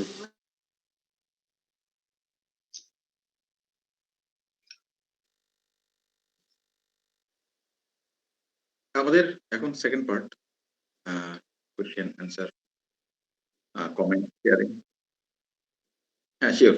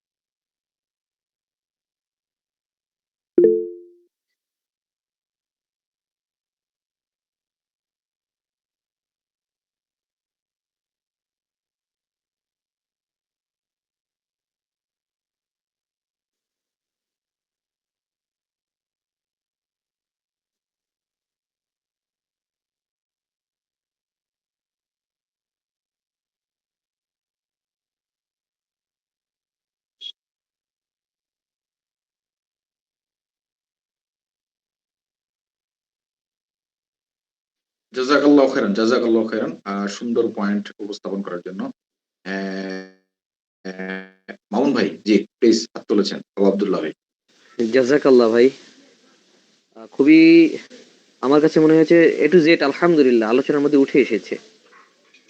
এখানে যে ব্যাপারটা, আমি আল্লাহর কাছে দোয়া করি এখানে যে আলোচনাটা হয়েছে, আল্লাহ যাতে করে আমাদের এই আলোচনা থেকে সঠিক উপলব্ধির মাধ্যমে এটাকে আমরা আমলে পরিণত করতে পারি সেই তৌফিক দান করুক। আমিন, কারণ আমি আমিন, এখানে আমিন। কথা বলতে পারি, অনেকেই হয়তো কথা বলবেন, কিন্তু আমাদের দরকার হচ্ছেন আল্লাহ সুবহানাহু ওয়া তাআলা আমাকে কবুল করে নিচ্ছেন গোলাম হিসেবে। আল্লাহ সুবহানাহু ওয়া তাআলা আমাকে কবুল করছেন, এইটা হচ্ছে আমার জন্য সবচেয়ে বড় প্রাপ্য হবে। আমরা প্রতিনিয়ত বিভিন্ন রকম আলোচনা শুনি, হয়তো এখানে একটা ভিন্ন অ্যাঙ্গেলে শুনছি, যেটা হচ্ছে আমরা আমলে পরিণত করতে পারছি না। তো আল্লাহ আমাদেরকে তৌফিক দান করুক। তো আমিন, আমিন। মাশাআল্লাহ। আমি যে বিষয়টা বলবো, জাস্ট একটু শেয়ার করব। আজকে পৃথিবী থেকে ইসলামকে রাষ্ট্র ব্যবস্থা থেকে উৎখাত করা হয়েছে। আজকে শতকের পর শতক আজকে ইসলাম নাই, দশকের পর দশক ধরে ইসলাম পৃথিবীতে নাই। ইসলামের অনুপস্থিতিতে বিভিন্ন রকম শাসন ব্যবস্থা আমরা দেখছি, দেখে আসতেছি, এবং আমাদেরকে বলা হচ্ছে প্রতিনিয়ত আমরা আরো গণতান্ত্রিক, আরো সংস্কার। কিন্তু এর আসলে কোনো এক্সাম্পল কি পৃথিবীতে আছে যে ইসলাম যখন এই পৃথিবী থেকে ইসলামকে সরিয়ে দেওয়া হয়েছে রাষ্ট্র ব্যবস্থা থেকে, পৃথিবীতে কোনো রাষ্ট্র, কোনো জাতি সে পরিপূর্ণরূপে শান্তিতে আছে? সেটা নাই। এইটা গেল একটা বিষয়। আরেকটা ব্যাপার হলো, এখানে আমাদের বিভিন্ন কোরআন এবং সুন্নাহর মাধ্যমে বিভিন্ন এক্সাম্পলে, তো এখানে যে ব্যাপারটা আসতেছে যে আমরা বোঝানোর চেষ্টা করছি যে আমাদের এটা দরকার, এটা আমাদের হওয়া উচিত, কিন্তু ইসলাম কি বলতেছেন? যদি এর মাধ্যমে আমাদের দায়িত্ব উপলব্ধি আসবে। কিন্তু ইসলাম আরো আগ বাড়িয়ে বলতেছেন রাসূলুল্লাহ সাল্লাল্লাহু আলাইহি ওয়াসাল্লামের ব্যাপারে। আল্লাহ পবিত্র কোরআনে বলতেছেন, আউযু বিল্লাহি মিনাশ শাইতানির রাজীম, ফালা ওয়ারাব্বিকা লা ইউমিনুনা হাত্তা ইউহাক্কিমুকা ফীমা শাজারা বাইনাহুম সুম্মা লা ইয়াজিদুনা ফি আনফুসিহিম হারাজাম মিম্মা কাদাইতা ওয়া ইউসাল্লিমু তাসলিমা। এই আয়াতের অনুবাদের আগে আমি যে ব্যাপারটা বলি, ইসলাম শুধু আনুগত্যের কথা বলেন না, আত্মসমর্পণের কথা বলেন না, তাকে বলেন স্বতঃস্ফূর্ত অংশগ্রহণ। তাকে স্বতঃস্ফূর্ত দিল থেকে, আজকে কেন বারবার রিমাইন্ডার দেওয়া হচ্ছে, তাকে তাকে পুশ করা হচ্ছে, তারপরেও আমাদের অবস্থা কতটাই নাজুক যে তারপরেও আমাদের মধ্যে আত্ম উপলব্ধি আসছে না। কিন্তু আল্লাহ বলতেছেন যে ততক্ষণ পর্যন্ত তারা মুমিন হতে পারবে না যতক্ষণ পর্যন্ত না দ্বীনের ব্যাপারে তাদের স্বতঃস্ফূর্ত অংশগ্রহণ হবে। তারা দ্বীনের প্রত্যেকটা ব্যাপারে তারা অংশগ্রহণগুলো হবে তাদের জন্য প্রশান্তির কারণ, আনন্দের কারণ। এর দায়িত্ব থেকে করবেন না। আজকে এখানে আমরা মিটিং এ অংশগ্রহণ করেছি এটা এই জন্য যে ফরজ দায়িত্ব, আমরা ইশার সালাত জামাতে আদায় করতে হবে, এটা সুন্নাতে মুআক্কাদা। আমরা ফজরের নামাজে উঠতে হবে, এটা ফরজ। ব্যাপারটা এমন হবে না। ইসলাম বলতেছে, কোরআন বলছে, সুন্নাহ বলছে আমাদেরকে যে এগুলো হবে আমাদের জন্য আনন্দের কারণ। যখন এই যুবকগুলো বুঝতে পেরেছিল ইতিহাসের পাতায় যে এটা তাদের জন্য দায়িত্ব না, তখনই তারা পাগলের মতো ছুটে গিয়েছিল স্পেনে। তারা পাগলের মতো ছুটে আসছিল এই ভারত উপমহাদেশে যখন তাদের বয়স ছিল 17-18 বছর। কিন্তু যদিও আজকে 17-18 বছরে বা 20-25 বছরেও যে আলোচনা আসছে, শিশু আসলেই তারা শিশু। তাদের এইভাবেই তাদেরকে ট্রিট করা হচ্ছে, এইভাবেই তাদেরকে গড়ে ওঠানো হচ্ছে। কিচ্ছু পারে না। তাদেরকে 1000 টাকার একটা নোট হাতে ধরে দিলে তারা বাজার করে ফিরে আসতে পারে না। সেখানে কিভাবে তারা বিশ্ব জয় করার স্বপ্ন দেখে? এই ব্যবস্থা মুসলিমদেরকে এইভাবে অধপতিত অবস্থায় রেখে দিয়েছে। তো প্রিয় ভাইরা, আমাদেরকে আমাদের নিজেদের আইডেন্টিটি নিজেদের পরিচয়ের কথা স্মরণ করতে হবে এবং ইসলামের মধ্যে ইসলামী রাষ্ট্র ব্যবস্থা শরিয়া ফিরিয়ে আসার ব্যাপারে স্বতঃস্ফূর্ত অংশগ্রহণ হবে। ব্যাপারটা তখনই হসে আল্লাহ আমাদেরকে বিজয় দান করবেন যখনই এটা হবে দায়িত্ব। বাবা বলছে যাইতে হবে, শিক্ষক বলছে যাইতে হবে, চাকরি, এখন যদি বসের বিরুদ্ধে যেতে তাহলে চাকরি থাকবে না। এরকম যখন হবে, আমার মনে হয় না ইসলাম কখনই আল্লাহ আমাদেরকে দিবে। আমাদের উপরে শরিয়াত সেই দায়িত্ব আমাদেরকে দিবেন, খিলাফতের মতো সুমহান যে ব্যাপারটা আমাদেরকে দান করবেন। আল্লাহ সুবহানাহু ওয়া তাআলা আমাদেরকে কবুল করুক, সাহাবায়ে কেরামদের মতো, তাবিঈনদের মতো এবং ওই সকল যুবকদের কথা যারা ইতিহাসের পাতায় যারা স্থান নিয়েছে এবং আল্লাহ সন্তুষ্টি অর্জন করেছে। ওমা তাওফিক ইল্লা বিল্লাহ। আসসালামু আলাইকুম। ওয়ালাইকুম আসসালাম ওয়া রাহমাতুল্লাহ। জাযাকাল্লাহু খাইরান মামুন ভাই, অসাধারণ কিছু পয়েন্ট বলেছেন। এটা খুবই সত্য যে একটা জিনিস আমরা যদি খেয়াল করি, দেখেন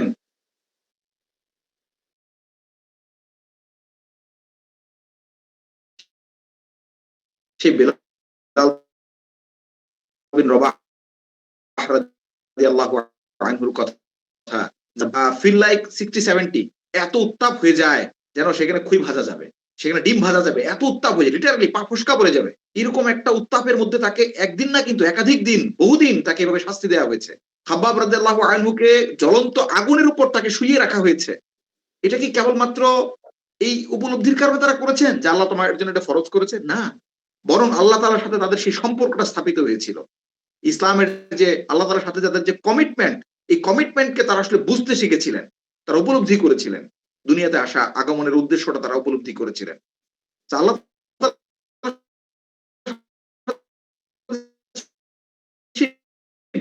ব্যক্তিগত সম্পর্কের জায়গাটা তারা উপলব্ধি করেছিলেন, ভালোবাসতেন এবং উনিও তার মাকে ভালোবাসতেন। সে মাকে যখন ওনাকে পরিত্যাগ করতে হলো, উনি পরিত্যাগ করে গিয়েছেন এবং মদিনাতে গিয়ে উনি দ্বীনের দাওয়া এমন ভাবে করেছেন যে সেখানকার আহলুল কুওয়া যারা ছিলেন, শক্তির অধিকারী ব্যক্তিবর্গ যারা ছিলেন, তারা ইসলাম গ্রহণ করলেন এবং রাসূল সাল্লাল্লাহু আলাইহি সাল্লামকে তারা নুসরা দিলেন।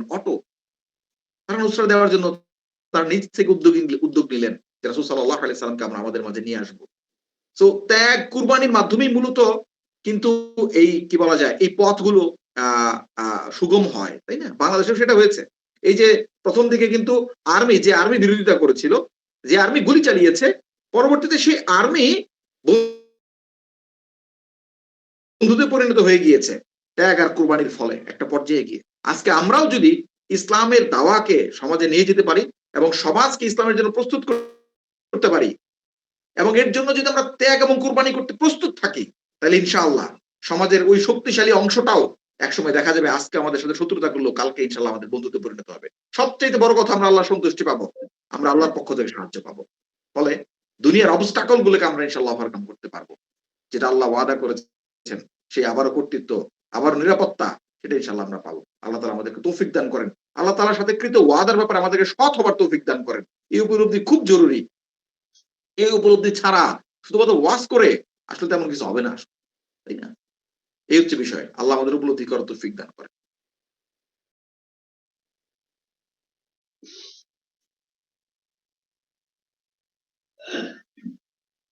Question, comment, sharing, argument.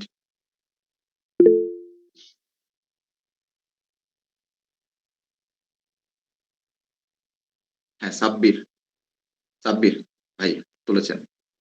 ভিডিওটা একটু অন করে কাইন্ডলি কোয়েশ্চেনটা করবেন যাতে করে অন্যরা আপনাকে দেখতে পায়।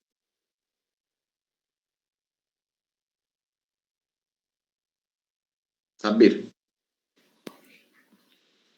আমার মাইক্রোফোন মনে হয় না কাজ করতেছে। আচ্ছা এখন শুনতে পাচ্ছি। হ্যাঁ সাব্বির, আপনাকে শুনতে পাচ্ছি। হ্যাঁ ভাই ওই যে আর কি আমি একটা কোরআনের আয়াত শেয়ার করতে চাইছিলাম, মনে পড়ছিল, এই জন্য আর কি হাত তুলছিলাম। হ্যাঁ প্লিজ ভাই বলো।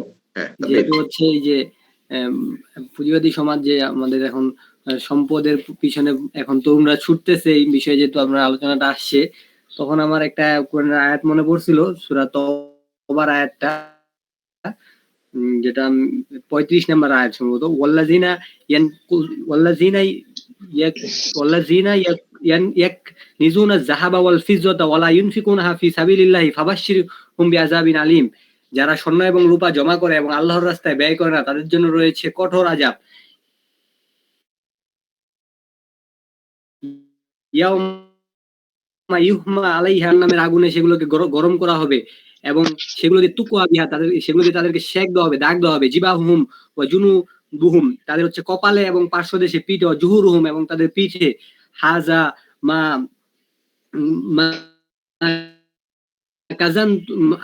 কাযানতুম লিনাফসিকুম, এটা হচ্ছে ফাযুকু মা কুনতুম তাকনিজুন, এটা হচ্ছে সেটার শাস্তি তারা যা জমা করেছিল এবং যে আল্লাহর রাস্তায় ব্যয় করে নাই। এটা আমার মানে অনেকদিন আগে পড়ছিলাম, তো আমার হঠাৎ করে মনে পড়লো যে এই যে আমরা সম্পদের পিছনে ছুটতেছি, এই যে জমা করতেছি, আল্লাহর রাস্তায় ব্যয় করতেছি না, এইগুলোই হচ্ছে জাহান্নামে আমাদের জন্য আযাব হয়ে যাবে। আসলে আমাদের কমফোর্টটা হচ্ছে জান্নাতেই। Right right right. জাযাকাল্লাহু খাইরান সাব্বির, চমৎকার আয়াত শেয়ার করার জন্য। সত্যি আসলে দুনিয়া ধোকার জায়গা। খেয়াল করে দেখেন না, এই যে হাসিনা 16 বছর ধরে সে যে ভারতের তাবেদারি করলো, শেষ পর্যন্ত কি ভারত তার পাশে দাঁড়াইছে? মানে লাইক ধরুন সে যখন বিপদে পড়ছে, ভারত তো তার আহ্বানে সাড়া দেয় নাই। ভারতকে সে বলছিল কিন্তু ঢাকাতে ইন্টারফেয়ার করার জন্য, ভারত ইন্টারফেয়ার করে নাই। সে ভারতকে বলছিল যে তোমার বিমান পাঠাও, আমি তোমার বিমানে করে যাই। ভারত সে আহ্বানেও সাড়া দেয় নাই। খেয়াল করে দেখেন, সে যে দুনিয়া কামাই করলো, এত দুনিয়া কামাই করলো, সে দুনিয়াটাকে কি সে সম্মানের সাথে উপভোগ করতে পারলো? বরং সে লাঞ্ছিত। তাকে আজকে এখন কি বলা যায়, ইন্টারপোলের মাধ্যমে গ্রেফতার করে নিয়ে এসে বিচার মুখোমুখি করার চেষ্টা করা হচ্ছে। যে দুনিয়ার জন্য সে করেছে, সে দুনিয়া কিন্তু তার সাথে ধোঁকাবাজি করলো। খেয়াল করে দেখবেন এরকম প্রচুর লোক আছে, তাই না, যে যারা আসলে দুনিয়ার পেছনে ছোটে, দুনিয়া দিন সেটা তাদেরকে ধোঁকা দেয়। ইমাম ইবনুল কাইয়্যিমের একটা কথা আছে যে দুনিয়া হচ্ছে ছায়ার মতো, তুমি যাকে ধরতে গেলে সে ধরা দিবে না, কিন্তু তুমি যদি তার থেকে মুখ ফিরিয়ে নাও, সে তোমার পিছু ছাড়বে না, তোমার পিছু আসতেই থাকবে। আমরা তো রিজিকে বিশ্বাসী, আমরা জানি আল্লাহ আমাদের রিজিকের জন্য যা নির্ধারণ করেছেন আমরা অবশ্যই পাবো। তো এই রিজিকের কারণে আমরা কি করতে পারি না? আল্লাহকে পরিত্যাগ করতে পারি না। যে আল্লাহ আমাদের বানিয়েছেন, যে আল্লাহ আমাদের জন্য রিজিক নির্দিষ্ট করেছেন আমাদেরও জন্মের বহু আগে, তাই না? তো সেই আল্লাহকে আমরা কিভাবে ভুলে যাই? এই রিজিকের কারণে, এই দুনিয়ার কারণে। এই দুনিয়া এত ধোঁকা দেয়, এটা একটা ছলচাতুরি করে। কত মানুষকে ধোঁকা দিয়েছে, কত ইউথ আমাদের বয়সী, কত ইউথ কবরে চলে গিয়েছে আমরা জানি, তাই না? আমরা প্রত্যেকেই জানি, আমাদের পরিচিতদের মধ্যে অনেকেই কবরে চলে গিয়েছে। ঠিক আছে? এই দুনিয়ার ধোঁকায় পড়ে আমরা কেন আল্লাহকে ভুলে যাব? দুনিয়া তো ক্ষণস্থায়ী।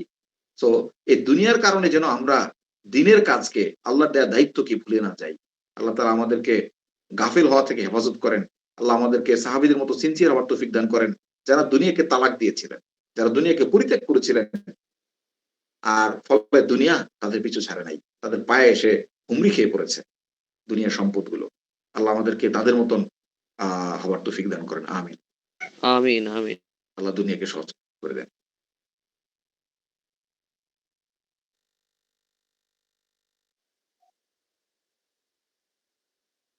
ভাই আপনাদের যদি কারো শেয়ারিং থাকলে, কমেন্ট থাকলে একটু কোশ্চেন কমেন্ট দেখতেছি না। এটাই সত্যিকার অর্থে আমাদের এমন কিছু ইউথ দরকার এই যে কথাটা আমি মাঝখানে একবার বলতেছিলাম, যে ধরেন তারা যেটা করতেছে, শব্দের ফাঁদে ফেলে নানা রকম ন্যারেটিভ তারা নিয়ে আসতেছে, তাই না? তারা সংস্কারের মধ্যে ঢুকিয়েছে বহুত্ববাদ, তাই না? আমরা মুসলিমরা একত্ববাদে বিশ্বাসী, আমরা এরকম বহুত্ববাদ মানবো না। আমাদের কাছে ব্যবস্থা একটাই, ইসলাম, ইসলামী ব্যবস্থা, খিলাফত, তাই না? খিলাফা আলা মিনহাজিন নবুওয়া। তো সেইখানে আমরা কেন বহুত্ববাদকে নিব? এই যে আলোচনায় আসতেছে, তারা দ্বিকক্ষ বিশিষ্ট পার্লামেন্টের কথা বলতেছে, তাই না? নিম্নকক্ষ উচ্চ কক্ষ। কেন? তারা এটা নিয়েছে হচ্ছে ব্রিটেন থেকে। ব্রিটেনের নিম্ন কক্ষ আছে, উচ্চ কক্ষ আছে, আরো বিভিন্ন দেশে আছে। এখন তারা যে দ্বিকক্ষ নিল, তারা ব্রিটেন থেকে এক্সাম্পল নেয়, পৃথিবীর বহু দেশ থেকে এক্সাম্পল নেয় যে ওইখানে তারা কিছু উপকার পেয়েছে। ভাই, তোমরা কেন খোলাফায়ে রাশেদের থেকেও এক্সাম্পল নেও না? পৃথিবীর ইতিহাসে খোলাফায়ে রাশেদার চাইতে কোনো বেস্ট এক্সাম্পল আছে? পরে কোন এক্সাম্পল? তারা সেখান থেকে এক্সাম্পল নেবে না, তারা সেখান থেকে দৃষ্টান্ত গ্রহণ করবে না, যেখানে কোনো চুরি ছিল না, কোনো বৈষম্য ছিল না, সম্পদ এতটা ব্যাপক হয়ে গিয়েছিল যে যাকাত নেওয়ার মতো লোক খুঁজে পাওয়া যেত না। তো ওইখান থেকে তারা এক্সাম্পল নেবে না, তারা ব্রিটেন থেকে এক্সাম্পল নেবে। সেখান থেকে বোঝা যায় আসলে তারা কাদের দালালি করে, তাই না? এরা আসলে মুসলিমদের প্রতিনিধিত্ব করে না, বরং তারা মুসলিমদের সাথে ছলচাতুরি করে মুসলিমদেরকে ধোঁকা দিতে চায়। এটা আমাদের বোঝা জরুরি, যে কারণে আমাদের সাথে শব্দ দিয়ে তারা খেলে, ঠিক আছে? তারা ইনসাফ বলবে না, তারা বলবে সামাজিক সুবিচার। কেন? ইসলাম তো আমাদেরকে ইনসাফের কথা বলে, ইনসাফ ইটসেলফ এনাফ, ঠিক আছে? তারা বলবে সমতার কথা। আরে ভাই, সমতা, নারী পুরুষ সমতার কথা বলো তোমরা। তুমি নারীকে যদি পুরুষের সমান বানায় দাও, তো সে তো তার কাঁধেও অনেক দায়িত্ব চলে আসবে। সেই দায়িত্বগুলো কি সে পালন করতে পারবে? পুরুষ যে ভারী কাজগুলো সে করে, সেই কাজগুলো সে করতে পারবে?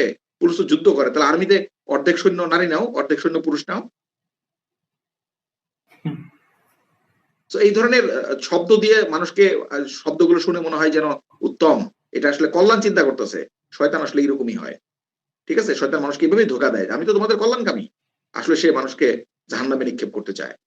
এই বিষয়গুলো উপলব্ধি করা এবং জাতির সামনে এগুলোকে স্পষ্ট করে দেওয়ার জন্য মূলত তরুণদেরকে আগে আসতে হবে, তরুণদেরকে ত্যাগী হইতে হবে, মুসআব বিন উমাইর রাদিয়াল্লাহু আনহুর মতন, যাতে করে এই সমাজের মধ্যে ইসলামের দাবি এমন ভাবে জোরালো হয় যে মানুষেরা হাসিনাকে উৎখাতের জন্য যেমন রাস্তায় নেমে এসেছিল, ইসলামের দাবিতে ভেবে রাস্তায় নেমে আসবে। হাসিনাকে উৎখাতের জন্য তারা যেভাবে বুকে বুলেট পেতে নিয়েছে, জীবন দিয়েছে, রক্ত দিয়েছে, কিন্তু তারা ঘরে ফিরে যায় নাই, ঠিক তেমনি ইসলামের জন্য তারা এই রকম প্রস্তুত হয়ে যাবে। এখানে একটা জিনিস প্রাসঙ্গিক বলা মনে করতেছি, অনেক সময় অনেকেই বলেন, আজকে একটা ওয়াজ শুনতেছিলাম, একজন আমাদের খুব বিখ্যাত আলেম, উনি বলতেছিলেন যে কি লাগবে, উনি কিছু শর্তের কথা বলতেছিলেন জিহাদ লাগবে, তাই না? মূল দিন শেষে জিহাদ লাগবে, একটা কথা। আমার কথা হচ্ছে যে জিহাদ মানে ফ্রাঙ্কলি স্পিকিং, জিহাদ বলতে উনি কিতাল বুঝিয়েছেন। হ্যাঁ, কিতাল তো ফরজ, আল্লাহ ফরজ করেছেন, কিন্তু কথা হচ্ছে এই কিতাল করার জন্য আপনি কি সমাজকে প্রস্তুত করেছেন? এর বোঝা বহন করার জন্য সমাজকে প্রস্তুত না করে আপনি যদি এই কিতালের কথা বলেন, এটা বরং আপনি আসলে শত্রুকে সাপোর্ট দিলেন, শত্রুকে উপকার করলেন, যে ভাই তুমি ইসলামের দাওয়াকে থামাও, ঠিক আছে? আমরা কিন্তু যে কিতাল এরকম বাংলাদেশে ছিল না যে উনি কি বলা যায়, আরাকানে রওনা করেছিলেন আরাকান মুক্ত করার জন্য, ফলে পুলিশ তাকে রাস্তার মাঝখানে দাঁড়া করে থামাই দিছে। তো আপনি আজকে একটা জিনিস, একটা লিফলেট পড়তেছিলাম, ওইখানে বলা হচ্ছে জনগণকে যে আপনারা এটা বলেন, এই দাবি তুলেন, এরকম কিছু কথা বলা হচ্ছে। আমি তখন চিন্তা করলাম যে একটা পারফেক্ট লিডারশিপ জনগণকে রেডি করে, কি করতে হবে জনগণ সেটা বুঝে যায়। জনগণকে বলে না এটা করেন, এটা বলেন, ওইটা বলেন, ঠিক আছে? একটা প্রকৃত নেতৃত্ব। রাসূল সাল্লাল্লাহু আলাইহি সাল্লাম বদরের প্রান্তরে যখন সাহাবীদের কাছে পরামর্শ চেয়েছেন, তখন কি সাহাবীদেরকে বলেছেন তোমাদের তো আজকে এটা করা উচিত, ঠিক আছে? আল্লাহ আমার সাথে ঈদ ওয়াদা করেছেন, ফলে তোমাদের আজকে এইরকম একটা ভূমিকা নেওয়া উচিত, রাসূল সাল্লাল্লাহু আলাইহি ওয়াসাল্লাম এটা বলেছেন? না তাদেরকে জিজ্ঞেস করেছেন? খেয়াল করে দেখেন, প্রত্যেকেই একটা উত্তর দিয়েছেন, ইয়া রাসূলুল্লাহ, আপনি দৃঢ়পদ ভাবে তাদের বিরুদ্ধে ফাইট করেন, আমরা আপনার সাথে আছি। আপনি যদি আমাদেরকে নিয়ে সাগরে ঝাঁপ দেন, আমরা তো আপনার সাথে ঝাঁপ দিব। ইনশাআল্লাহ আমাদের দ্বারা আল্লাহ হয়তো আপনার হৃদয়কে প্রশান্ত করবেন, চক্ষুকে প্রশান্ত করবেন, আমরা তো এমন ফাইট করব। রাসূল সাল্লাল্লাহু আলাইহি ওয়াসাল্লাম খুশি হয়েছেন, রাসূল তো এটাই চাচ্ছিলেন, কিন্তু উনি বলেন নাই তোমরা এটা করো। উনি তার ছাত্রদেরকে এমন ভাবে গড়ে তুলেছেন, তার ছাত্ররা প্রত্যেকে একজনও বলে না ইয়া রাসূলুল্লাহ আমাদের যুদ্ধ করা ঠিক হবে না, প্রত্যেকেই বলেছেন ইয়া রাসূলুল্লাহ আপনি এগিয়ে চলেন। বরং কেউ তো অনেক বেশি উৎসাহী ছিলেন। মুহাজিররা তো খুবই উৎসাহী ছিলেন, যেহেতু মুহাজিররা তার পুরান ছাত্র। আনসাররা পরবর্তী রাসূল সাল্লাল্লাহু আলাইহি ওয়াসাল্লাম বলেন আনসাররা কি বলে, পরে আনসাররা বক্তব্য দিয়েছেন। তো জাতিগোষ্ঠীকে গঠন করতে হবে, তাই না? কি করতে হবে সেটার দায়িত্ব হচ্ছে মূলত দাঁড়িয়ে তো সেই কাজটা না করে আমি যদি বলি এটা বলেন ওইটা বলেন, আর্মির কাছে এই দাবি তুলেন, সেটা করবে নাকি? এটা জনগণ কি করবে? এটা আমাকে হচ্ছে এই কাজটা করতে হবে, পরিবেশটা তৈরি করতে হবে। আমি আজকে মনে করতেছি জিহাদ করতে হবে, ঠিক আছে ফাইন, জিহাদ করার জন্য আপনি জনগোষ্ঠীকে রেডি করেছেন, রেডি না করে আপনি এখানে জিহাদ শুরু করলে এই জনগণ আপনার বিরুদ্ধে যাবে, আপনারা জঙ্গি বলে ধরাই দিবে পুলিশের কাছে, তাই না? এই বিষয়গুলো উপলব্ধি করা খুব জরুরি। আর এই পরিবেশটা তৈরি হবে কিসের মাধ্যমে? এই দিনের দাবিটা, তাই না, দিন কায়েমের দাবিটা, এটা তৈরি হবে কিসের মাধ্যমে? দাওয়ার মাধ্যমে। আল্লাহ তাআলা আমাদের বোঝার তৌফিক দান করেন। আরো ৩টা হাত দেখতে পাচ্ছি, আর আসলে হাত ছিল না আমি যখন কথা শুরু করছিলাম, তখন এই জন্য বলতেছিলাম। আচ্ছা ৩টা হয়ে গিয়েছে, তো কে যে আগে তুলেছেন আর কে যে পরে। আচ্ছা জামান এবং মামুন ভাই, আপনারা যেহেতু সুযোগ পেয়েছেন আপনাদেরকে একটু পরে সুযোগ দেই। আমি হচ্ছে কাফিকে সুযোগ দিচ্ছি। কাফি। আসসালামু আলাইকুম ভাইয়া। ওয়ালাইকুম আসসালাম ওয়া রাহমাতুল্লাহ। ভাই বলছিলাম, ধরেন আমরা সাধারণ মানুষ প্লাস মুসলিম সমাজ যারা আছে ইসলামকে ভালোবাসে, তারা রাস্তায় নামলাম এই 24-এর আন্দোলনের মতো। রাস্তায় নামার পর এখন জনসমর্থন পাইলাম, কিন্তু আমাদের আলেমরা কি আসলে প্রস্তুত একটা শরিয়া শাসন মানে বাস্তবায়ন হওয়ার জন্য? আলেমদের যে যে ফ্যাক্টর দরকার, ক্যাপাবিলিটি যেটা দরকার, এই জন্য কি আসলে আলেম সমাজ প্রস্তুত আছে? এটাও তো আমাদের জরুরি। চমৎকার প্রশ্ন করেছে হচ্ছে কাফি। একটা জিনিস বলি, বিষয় হচ্ছে আলেম না, বরং ফ্র্যাঙ্কলি স্পিকিং বাংলাদেশের ৮১% মানুষ শরিয়ার শাসন চায়। আলেমরা তো চাইবেই, তাই না? কারণ তারা তারা তাদের আবেগের অংশ, এটা তাদের পড়াশোনা, এটা নিয়ে সবকিছুই হচ্ছে গিয়ে ইসলামী রাষ্ট্র নিয়ে, কি বলা যায়, ইসলাম নিয়ে, শরিয়া নিয়ে। ফলে তারা চাইবে না কেন? তাদের না চাওয়ার কি কারণ থাকতে পারে? বিচ্ছিন্ন হবে অল্প ২-৪ জন দুনিয়া লোভী, দুনিয়ার গোলাম কিছু ব্যক্তি ছাড়া, যারা আসলে মূলত নামে আলেম কিন্তু মূলত তারা হচ্ছে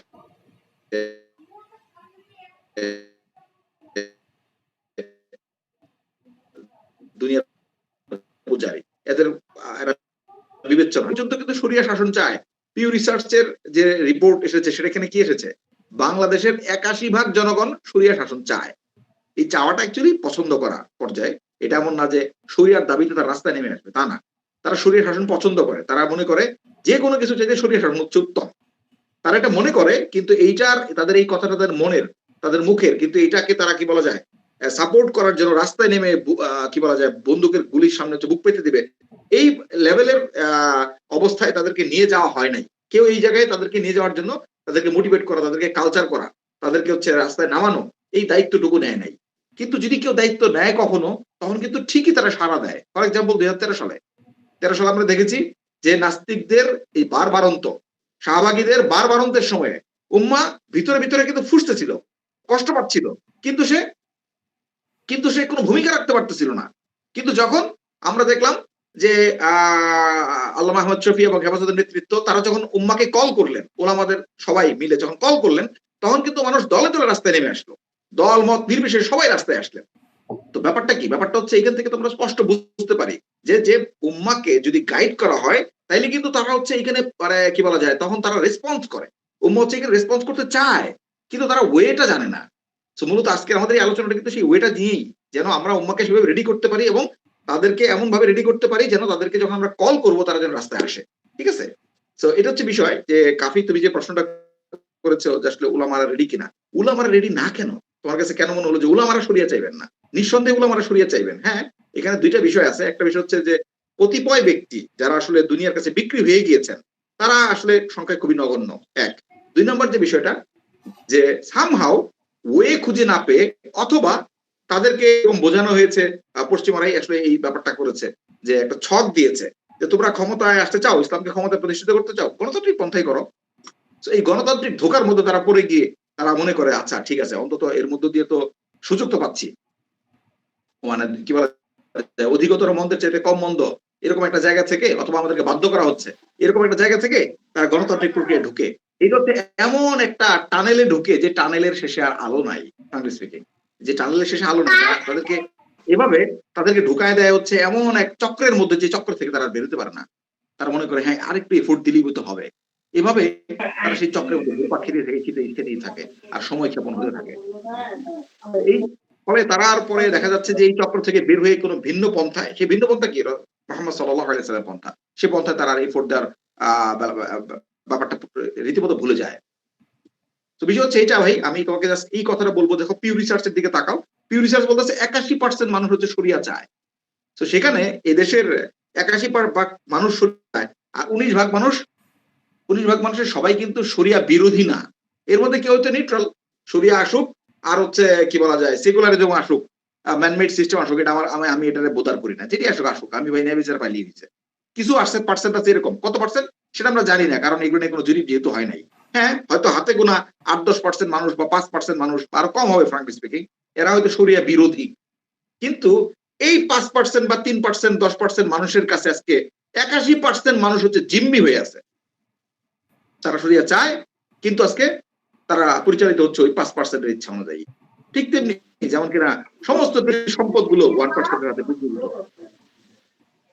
ভাইয়া মানে একজ্যাক্ট আমার প্রশ্নটা আসলে আরাম সমাজ চাচ্ছে না যে এটা না, মানে ধরেন যদি ওই পরিস্থিতি তৈরি হয়, যেমন এখন কিন্তু উপদেষ্টারা, বর্তমান সরকার, এই অন্তর্বর্তীকালীন সরকার কিন্তু ওইভাবে ফাংশন করতে পারতেছে না। এখন আমাদের আলেমরা কি রাষ্ট্রের যে মানে ক্ষমতাটা হাতে পাওয়ার পরে এরা কি আসলে ওইভাবে ফাংশন করতে পারবে কিনা, ওইটুকু ক্যাপাবিলিটি আছে কিনা, এটা মূলত আমার প্রশ্ন ছিল। আলেমরা কি রাষ্ট্র পরিচালনার মতো মানে গোছানো হয়েছে কিনা, গোছানো আছে কিনা? আচ্ছা, এটা নিয়ে অন্যরা শেয়ার করতে পারেন, আমার নিজের চিন্তা আমি শেয়ার করি। ফ্রাঙ্কলি স্পিকিং আমার কাছে যেটা মনে হয় যে আসলে উলামারা বিগত দিনগুলোতে তাদের যে কর্মকাণ্ডগুলো আমরা যদি দেখি, এই কর্মকাণ্ডগুলো কোনো সূক্ষ্ম, কোনো ভিশনারি, একটা অবজেক্টিভ ওরিয়েন্টেড কোন একটা আদর্শিক অ্যাকশন ছিল না। কর্মকাণ্ডগুলো ছিল রিঅ্যাকশনারি, প্রতিক্রিয়াশীল। দেখা গেছে কোন একটা অ্যাকশন হয়েছে, তার বিপরীতে তার একটা রিঅ্যাকশন দেখিয়েছে। ভাইরাস তাদের হওয়ার কথা ছিল, মুসলিমরা, প্রত্যেকটা মুসলিম, এটা শুধু উলামারা না, প্রত্যেকেই তাদের হওয়ার কথা ছিল ভিশনারি।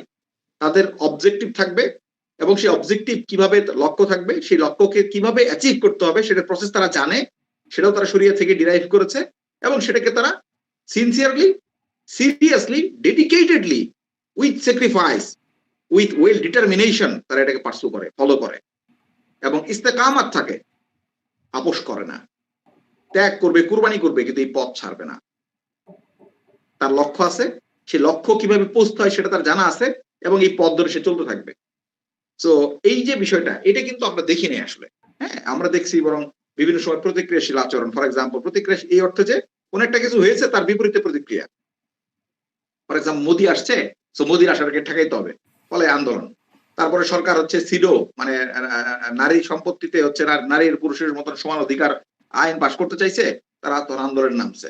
এরকম বিভিন্ন ইস্যুতে রাসূল সাল্লাল্লাহু আলাইহি সাল্লামকে অবমাননা করা হয়েছে, তখন তারা আন্দোলনে নামছে। আচ্ছা, রাসূল সাল্লাল্লাহু আলাইহি সাল্লামকে অবমাননা করা হয়েছে, আপনি আন্দোলনে নামলেন, কিন্তু যে সিস্টেম রাসূল সাল্লাল্লাহু আলাইহি সাল্লামের সম্মানকে রক্ষা করতে পারে না, করবে না, সেই সিস্টেমকে উপড়ে ফেলার জন্য এরপর আপনি কোনো স্টেপ কেন নিলেন না? উম্মাহকে কেন বললেন না যে এই সিস্টেম রাসূলের সম্মান রক্ষা করবে না? ফলে আমাদেরকে অবশ্যই শরিয়া ভিত্তিক ইসলামী খিলাফা রাষ্ট্র প্রতিষ্ঠা করতে হবে, শরিয়া ভিত্তিক রাষ্ট্র, ইসলামী রাষ্ট্র প্রতিষ্ঠা করতে হবে, যেটা কিনা রাসূল সাল্লাল্লাহু আলাইহি সাল্লামের সম্মানকে রক্ষা করবে। কেন এরপরে এই কাজটাকে কন্টিনিউ করলেন না? ফ্রাঙ্কলি স্পিকিং তারা এটা করে নাই। ওলামারা কিছু খেদমতের মধ্যে নিজেদেরকে আবদ্ধ করে ফেলেছে, এবং এর মাধ্যমে তারা একটা আত্মতুষ্টি, মিথ্যা তুষ্টিতে তারা আসলে আক্রান্ত হয়ে গিয়েছে। এটা ওলামারা না, এটা প্রত্যেকটা মুসলিম বর্তমানে বাস্তব কথা। যেটা আজকে আমি 5 ওয়াক্ত নামাজ পড়ি, আমি রোজা রাখি, হজ করে যাকাত দেই, আমি মনে করি যে মাশাআল্লাহ, আমি তো আরেকজনের মতন বেনামাজি না, আমি তো নামাজ পড়ি, আমি হারাম খাই না, সুদ খাই না, ঘুষ খাই না, দুর্নীতি করি না, আমি তো জান্নাতে যাবই। অথচ এটা কেবলমাত্র আমি ব্যক্তিগত আমল করলাম। আল্লাহ তো বলেছেন উদউ ইলা সাবিলি রাব্বিক, আল্লাহ তোমাকে দাওয়া করতে বলেছেন, আমি কেন দাওয়ার হুকুমটা আদায় করলাম না? আল্লাহ আমাকে বলেছেন, আল্লাহ বলেছেন যে কি বলা যায়, আনাকিমুদ্দিন, দিন কায়েম করতে বলেছেন, সেখানে আমি আমার কোনো সে নাই। ঠিক আছে, আমি কেবলমাত্র ব্যক্তিগত ইবাদত করে আত্মতুষ্টিতে ভুগি। ঠিক তেমনি আমাদের মধ্যে অনেকে আছেন যারা কিনা মাদারিস গুলো পরিচালনা করতেছেন, খতিব ইমাম সাহেব আছেন, ওয়াজ করতেছেন, তারা মনে করতেছেন হ্যাঁ তারা তো দিনের একটা খেদমতের সাথে আছেন, কিন্তু এই খেদমতটা কি যথেষ্ট? এই খেদমতটা যে উদ্দেশ্য, যে লক্ষ্যের কারণে হচ্ছে এই খেদমতটা, সেটা কি সেই লক্ষ্য এবং উদ্দেশ্য সফলভাবে পালন হচ্ছে? হচ্ছে না। ফলে তাইলে এটাকে আরো কি করতে হবে, আরো ডাইনামিক করতে হবে, এখানে কি কি ঘাটতি আছে সেখানে ফোকাস দিতে হবে। এই বিষয়গুলো নিয়ে তো আসলে ওই যে প্রত্যেকের আত্মতুষ্টি, আমি কিছু একটা করতেছি, ঠিক আছে, কিছু একটা করার মধ্য দিয়ে আমরা আসলে জান্নাত প্রত্যাশা করি, তাই না? দুনিয়ার ক্ষেত্রে কিন্তু আমরা এরকম এইভাবে হিসাব করি না যে কিছু একটা করছি করি মনে করি যে হ্যাঁ আমার দুনিয়া হয়ে গেছে, তা কিন্তু না। দুনিয়ার ক্ষেত্রে আমরা প্রত্যেকেই চিন্তা করি আর কি করা যায়, আর কোথায় গ্যাপ আছে, প্রত্যেকটা ওই গ্যাপ গুলো ধরে ধরে আমরা তখন পার্সু করি। ঠিক আছে, তো এখানে যে জিনিসটা হয়েছে যে ফ্রাঙ্কলি স্পিকিং, যে এইরকম একটা ভিশনই তাদের সামনে আমরা দেখি না। ফলে তারা, তুমি যে প্রশ্নটা করলা প্র্যাকটিক্যাল কোয়েশ্চেন, যে তারা আসলে রেডি কিনা, হ্যাঁ এখানে আমার যেটা মনে হয় যে এই রেডি আসলে তারা না, কারণ তারা তো এই লক্ষ্যেই আসলে আগাচ্ছেন না, এই লক্ষ্যই তাদের ছিল না। কিছু একটা করে জাস্ট প্রত্যেকে হচ্ছে আত্মতুষ্টি সাথে হচ্ছে সময়গুলো পার করতেছে, ফলে এখানে তাদের প্রস্তুতি নাই। এটা আমরা অতীতেও দেখছি, বিভিন্ন সময়ে দেখা গেছে যে কি বলা যায়, কোন একটা ল্যান্ডের তারা অথরিটি পেয়ে গেছেন, কিন্তু তারপর দেখা যাচ্ছে যখন রাষ্ট্র পরিচালনার দায়িত্ব তারা পাইছেন, তখন তারা এমন কিছু জিনিস সেখানে হচ্ছে ইনকর্পোরেট করতেছেন, সেখানে ইনক্লুড করতেছেন যেটা ইসলাম বহির্ভূত। ঠিক আছে, তো এখানে তার প্রস্তুতি নাই, একটা ইসলামিক কনস্টিটিউশন তার কাছে রেডি নাই। তো এখানে প্রস্তুতির ঘাটতি আছে। হ্যাঁ, তো প্রস্তুতির জায়গা থেকে তুমি যদি বলো তাহলে প্রস্তুতির ঘাটতি আছে। প্রস্তুতি শুধু না, কনফিডেন্সেরও ঘাটতি আছে। এই কনফিডেন্সটুকুই নাই যে মানে কি বলা যায়, এই আধুনিক বিশ্বে আমরা এভাবে ইসলাম দিয়ে সমস্ত চ্যালেঞ্জকে ফেস করতে পারবো, কেবলমাত্র ইসলাম দিয়ে। ঠিক আছে, যে কারণে আমরা অনেক অনেক কোনো কোনো ভূমিকে দেখি তারা জাতিসংঘের সদস্য পদের জন্য আবেদন করে। ঠিক আছে, না এগুলো তো আমাদেরকে বলতে হবে, আমাদের এই অ্যাকাউন্টেবিলিটির মধ্যে আনতে হবে। হ্যাঁ, যে যে উচ্চতায় আল্লাহ তাআলা ইসলামকে পাঠিয়েছিলেন, পৃথিবীর শ্রেষ্ঠতম দিন, তাই না, এটা দিয়ে সমস্ত মানব জাতিকে মুক্ত করার কথা ছিল, সেই দিনের ধারক বাহকদের আজকে এত বাজে অবস্থা কেন? আজকে আমাদের এই বাজে অবস্থার কারণেই তো আজকে আমরা কর্তৃত্ব নাই পৃথিবীর। কোন অযোগ্য, তারপর হচ্ছে কি বলা যায়, মূর্খ, অযোগ্য, অদক্ষ মানুষদেরকে তো আল্লাহ দুনিয়ার নেতৃত্ব দিবেন না। দিলে তো তারা আসলে দেখা যাবে যে মানব জাতির ক্ষতি করবে। আজকে আমাদের অবস্থা তো এইসব কারণেই, এই দুরবস্থাগুলো। জাযাকাল্লাহু খাইরান। আমাদের জামান এবং তেলুর ভাই তুলে রাখছে।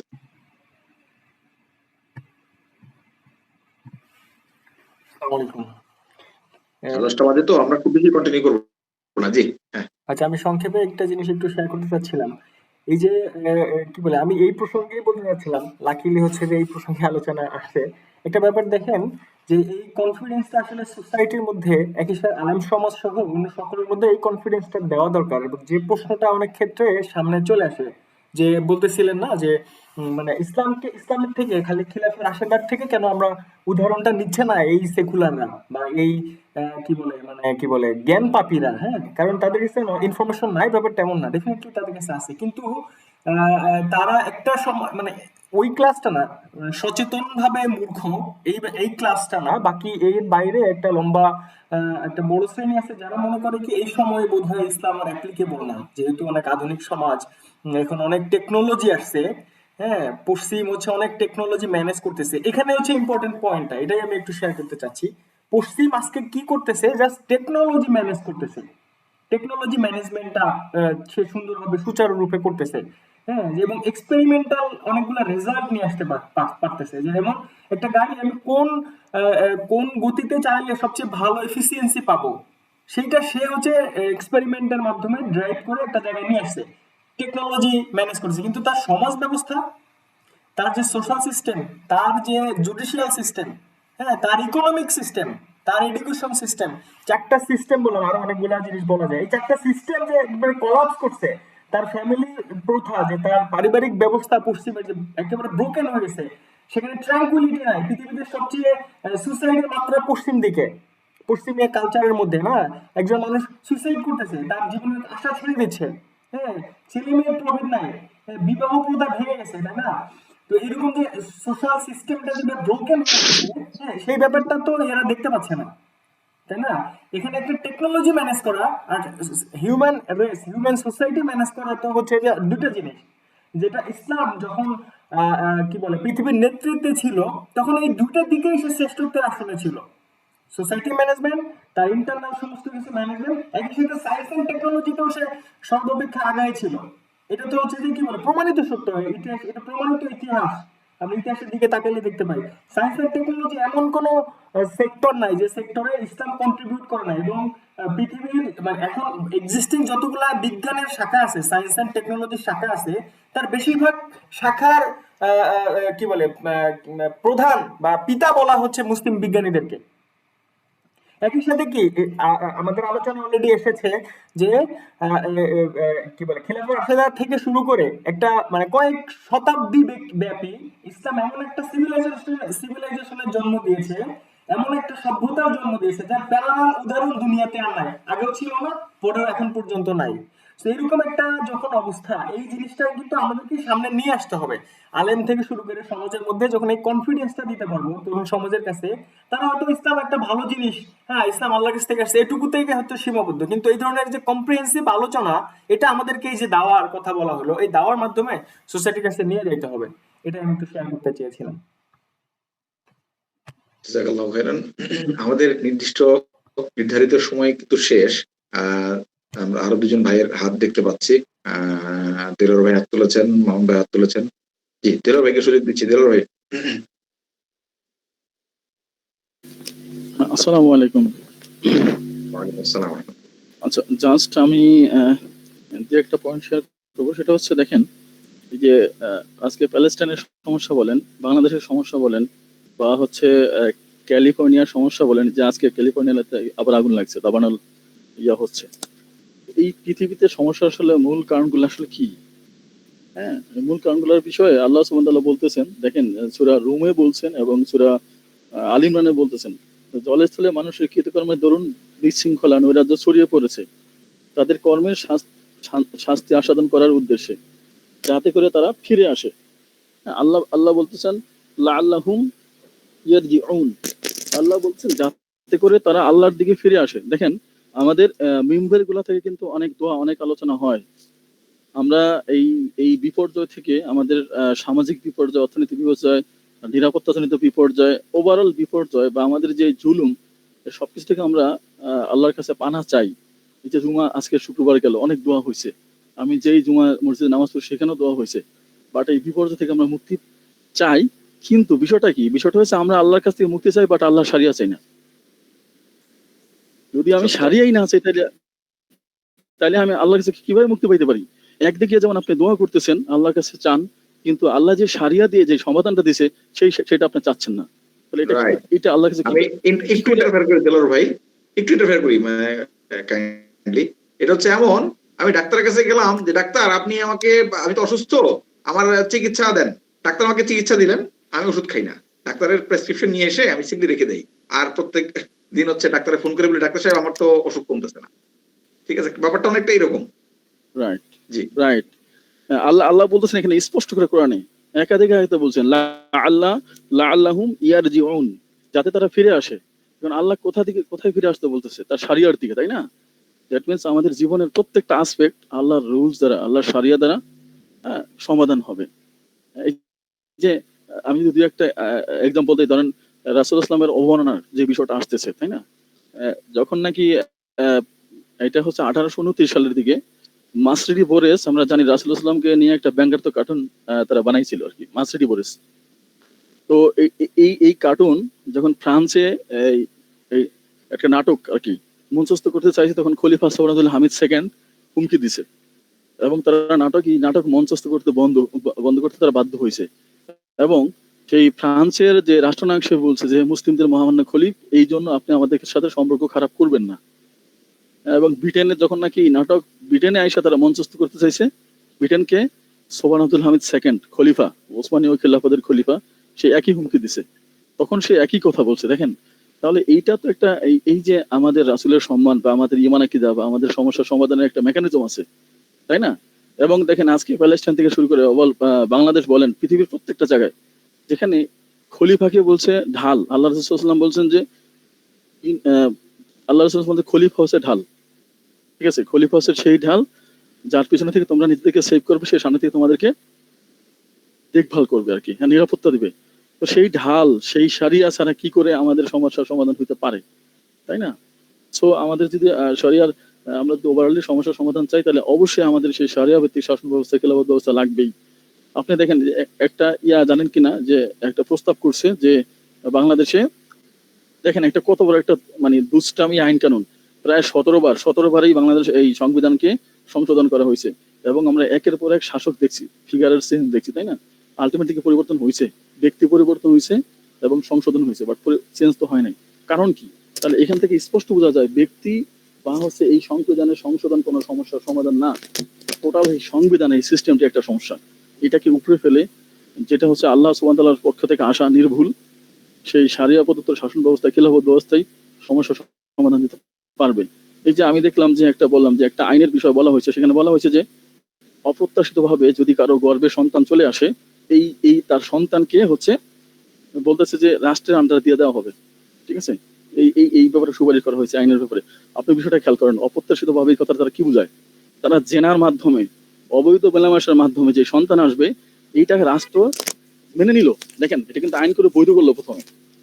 হ্যাঁ, আইন করে বৈধ করে তারা এটাকে সামনে নিয়ে আসতে চেয়েছে। উৎসাহ দিচ্ছে, জেনাকে উৎসাহ দিচ্ছে। হ্যাঁ, দিস ইজ সার্টিফাই, তাদের আইন অনুযায়ী এটা সার্টিফাই, তারা ভেরিফাই করতেছে, তাই না? সো এই ধরনের জেনা ব্যভিচারী এই ধরনের আইন কানুন যে তারা করতেছে, বিকজ অফ এখানে মানুষকে, এই লিমিটেড মানুষ আইন তৈরি করার তারা সার্টিফিকেট পাইছে, তাই না? সো আল্লাহ সুবহানাহু ওয়া তাআলার আইন থাকলে এটা কখনোই হইতো না। সো আমরা যদি প্রকৃতপক্ষে প্রত্যেকটা বিষয়ের সমাধান চাই, এটা হোক প্যালেস্টাইনের সমস্যা, হোক বাংলাদেশের সমস্যা, প্রত্যেকটা বিষয়ের সমস্যার সমাধান চাই, তাহলে অবশ্যই আমাদেরকে এমন একটা সিস্টেম, এমন একটা জীবন ব্যবস্থা ডিজাইন করতে হবে যেটা একমাত্র আল্লাহ সুবহানাহু ওয়া তাআলার পক্ষ থেকে আসা, সেটা হবে নির্ভুল, যেটা 1400 বছর ছিল। ঠিক আছে, এবং যেখানে বলা হয়েছে উদ্ভূত সংকট মুসলিম তরুণদের দায়। এবং ভাই চমৎকার কথা বলছেন, আমার নিজের কাছে খুব টাচি লাগছে যে ইউথ রাই, এটা মুসলিম তরুণদের দায় এখানে আছে। ঠিক আছে, আমি কখনোই এই দায় রাখতে পারি না। আল্লাহ সুবহানাহু ওয়া তাআলা ডেফিনেটলি এই পরিস্থিতির ব্যাপারে আমাদেরকে কোশ্চেন করবেন। সো আমরা আসলে এই কথাগুলো শুনি।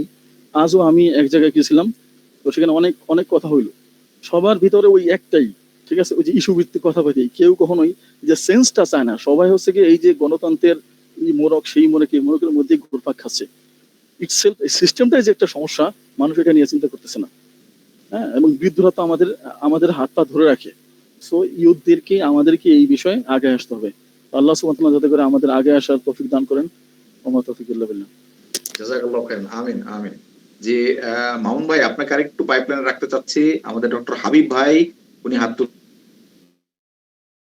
তুলেছেন। জি, আমরা ডক্টর হাবিব ভাইয়ের কাছ থেকে একটু শুনতে আসসালামু চাচ্ছি। আলাইকুম। ওয়ালাইকুম আসসালাম। ভালো আছেন সবাই? আলহামদুলিল্লাহ। ধন্যবাদ। অনেক প্রায় ১ ঘন্টা ১.৫ ঘন্টার মতো জ্ঞানগর্ভ একটা আলোচনা হলো। মোটামুটি আসলে আলোচনায় অনেক কিছু উঠে আসছে। আমি মোটা দাগে কয়েকটা বিষয় আরকি সবাই জানেন। তারপরেও আমি একটু জাস্ট আরকি আ রিক্যাপ, সেটা হলো যে সংবিধান সংশোধনযোগ্য, অর্থাৎ সংশোধন করার সুযোগ আছে, সেই সংবিধান যুগে যুগে এরকম স্বৈরশাসক তৈরি করবে। এটা বাস্তব। সত্য। এই সংবিধান কখনোই সলিউশন আসতে পারে না। কারণ এটা ম্যান মেড, সংশোধনযোগ্য যেহেতু, সে তারাই বলতেছে যে এটা যুগে যুগে অ্যামেন্ডমেন্ট করার সুযোগ থাকবে। এটা অ্যামেন্ডমেন্ট করা যাবে না, এরকম কোনো অপশনই তারা রাখবে না বা রাখার সুযোগ নাই। তারাও জানে যে এটা কিছুদিন পরে কোনো বিষয়ে চেঞ্জ আসতে পারে। তো সেই সংবিধান আবার যেই ক্ষমতায় আসবে তার মতো করেই নেবে। তার পরবর্তীতে যে ক্ষমতায় আসবে তার মতো করেই নেবে। এটাই বাস্তব। তো তাদের নিজেদের দলীয় গোষ্ঠীর স্বার্থটাই এখানে অক্ষুণ্ণ থাকবে। রেস্ট অফ দা পিপল বঞ্চিত থাকবে, বঞ্চিত হবে। ওই ন্যায় বিচার, সামাজিক ন্যায় বিচার বলি আর যাই বলি, এই যে মানে কিছু টার্ম ইউজ করতেছে, এগুলা দিয়ে আসলে ধোঁকাবাজি। কিছুই হবে না। ধোঁকাবাজি ছাড়া কিছুই না। এটা একটা বিষয়। ২ নম্বর বিষয় হচ্ছে আলেম সমাজ। হ্যাঁ, আলেম সমাজের আবেগ আছে। ভাই খুব সুন্দর করে বলছেন যে তারা একটা অ্যাকশন হইলে তারা রিঅ্যাকশনটা তারা প্রতিফলিত দেখায়। তাদের কোনো মিশন নাই। অ্যাকচুয়ালি দেখেন ১৩ সালের বিষয়টাই বাস্তবতা দেখায়। তারা ১৩ টা ১৪ টা যে দাবি ছিল যে তারা সরকার কিভাবে পরিচালিত করতে হয় বা কিভাবে রাষ্ট্র পরিচালনা করতে হবে এইটা তারা জানে না। কিন্তু যে সরকার আছে বা যে সরকার আসবে, যে সরকার ক্ষমতায় থাকবে তাদেরকে তারা দাবি জানাচ্ছে যে এই বিষয়গুলো পরিচালিত করা বা এই আইনগুলো বাস্তবায়ন করা বা ইসলাম বিরোধী কোনো আইন যাতে না হয়। বর্তমান যেসব রাজনৈতিক ইসলামিক রাজনৈতিক দল আছে, তাদেরও এইটাই মূল চাওয়া, বা তারাও ক্ষমতায় আসলে এইটাই বলবে যে আমরা ইসলাম বিরোধী কোনো আইন করতেছি না বা করব না। এরকম একটা ইশতেহার দিয়ে হয়তো তারা ভোট চাবে মানুষের কাছে। অ্যাকচুয়ালি এটাও তো সমাধান না। আপনি ইসলাম বিরোধী আইন করলেন না, যে সংবিধান দ্বারাই আপনি নির্বাচিত হয়ে যাচ্ছেন, এটা ইটসেলফ ডেমোক্রেসি, ইটসেলফ একটা ইসলাম বিরোধী একটা সিস্টেম। আপনি সেটার মাধ্যমে ইলেকশন হয়ে ইসলাম বিরোধী আইন করবেন না। আপনি এখানে অর্থনীতিই আছে সুদ ভিত্তিক, ইসলাম বিরোধী আইন করেন না করেন না, আর কি আছে এখানে? যে অর্থনীতি হচ্ছে সুদ ভিত্তিক, আমার আমলই তো কাজে লাগারই সুযোগ নেই, বা আমল কবুল হওয়ারই সুযোগ নেই যেখানে সুদ ভিত্তিক অর্থনীতি। আমার বাণিজ্য নীতি, অর্থ এই পররাষ্ট্র নীতি সবকিছুই হচ্ছে নতজানু। ইসলামকে আদর্শিকভাবে কেউ বলিষ্ঠভাবে ধরে রাখা বা আদর্শকে প্রতিষ্ঠা করার পররাষ্ট্র নীতি এখানে নাই।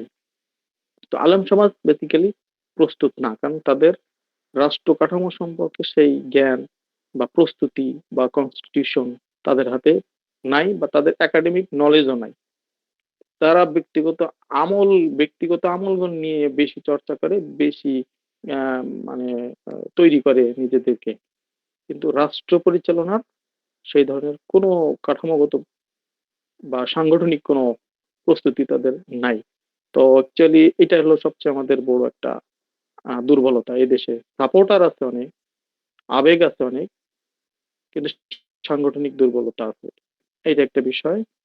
আর একটা যেটা যে ভাই প্রথম দিকে একটা আলোচনা করলেন জিহাদ সম্পর্কে, যে উম, কেউ কেউ বলতে চাচ্ছে যে জিহাদের মাধ্যমে, অ্যাকচুয়ালি এমন হয়েছে যে এখন তো আহ ধরেন আমাদের এখানে রমজান শুরু, তো আরো 1.5 মাস পরে। তা এখন ওনার কাছে যদি মনে হয় যে এখন রোজা আয়াত আসছে, এখনই রোজা রাখা শুরু করে দিবে, এখন রোজা রাখার সময় হইলো কিনা, এখন রোজা ফরজ কিনা, এখন সেহরির টাইম কিনা, বা এখন চন্দ্র মাসের চাঁদ উঠলো কিনা, এই যে অনেকগুলা মানে বাধ্যবাধকতা আছে রোজা শুরু হওয়ার বা রোজা ফরজ হওয়ার বা রোজা পালন করার, সেইগুলার কোনো কিছু ধার না ধরেই হঠাৎ করে বলে উঠলো যে আমি এখন রোজা রাখতে হবে সবাইকে। ওই জিহাদের বিষয়টাও তাই, আবেগ আছে এইটা প্রতিষ্ঠা করার জন্য এখনই জিহাদ করতে হবে, কিন্তু এর যে অনেকগুলো প্রসিডিউর আছে, অনেকগুলো বাধ্যবাধকতা আছে, এটা স্ট্রেট লাগবে, বা এটা একটা খলিফা কর্তৃক ঘোষণা লাগবে জিহাদের, এবং সেটার একটা সাংগঠনিক সোলজার লাগবে। এই যে অনেকগুলা আরো অনেক বিষয় আছে, সেগুলো না হয়ে হঠাৎ করে এই ধরনের আবেগীয় একটা প্রস্তুতি বা আবেগীয় আহ কথাবার্তা।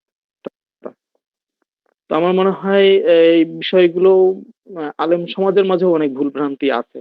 তারা কনক্রিট এই যে ইস্তেহাদের বিষয়গুলো, বা কোন ইস্তেহাদ কোনটা কি কখন প্রযোজ্য, যেমন আফগানিস্তান বা আফগানিস্তান তো এখন না, গাজাতে যে এখন জিহাদ তাদের জন্য ব্যক্তিগতভাবে জিহাদ এখন তাদের ফরজ।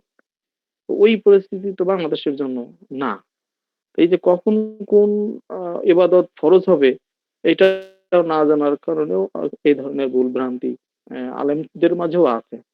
তো আমার মনে হয় আমাদের আলেম সমাজ যেভাবে এখন ঐক্যবদ্ধ হওয়ার চেষ্টা করতেছে, যেমন আলেম বলবো না তো, এখন যদি বলি ইসলামিক যেসব পলিটিক্যাল পার্টি গুলা, তারা ঐক্য করার চেষ্টা করতেছে, কিন্তু তাদের ঐক্যের ভীষণটা কি? শুধুমাত্র কি আসন নির্ভর মিশন ভীষণ, সংসদীয় আসন আসন পেয়ে ক্ষমতায় আসবে এটাই মিশন ভীষণ, নাকি রাষ্ট্রীয় কাঠামোগতভাবে ইসলামকে প্রতিষ্ঠা করার মিশন ভীষণ? হ্যাঁ, তাহলে মিশন যদি থাকে ওই যে আবেগ দিয়ে মিশন, মানে আবেগীয় মিশন, কিন্তু কনক্রিট যে একটা প্রাতিষ্ঠানিক যে রূপ লাভ দেওয়া রাষ্ট্রকে, এটার প্রস্তুতি কতটুকু আছে? আমার মনে হয় তাদের সাথেও যদি পার্সু করার সুযোগ থাকে আমাদের, সেটাও করতে হবে, করা উচিত। ধন্যবাদ। জি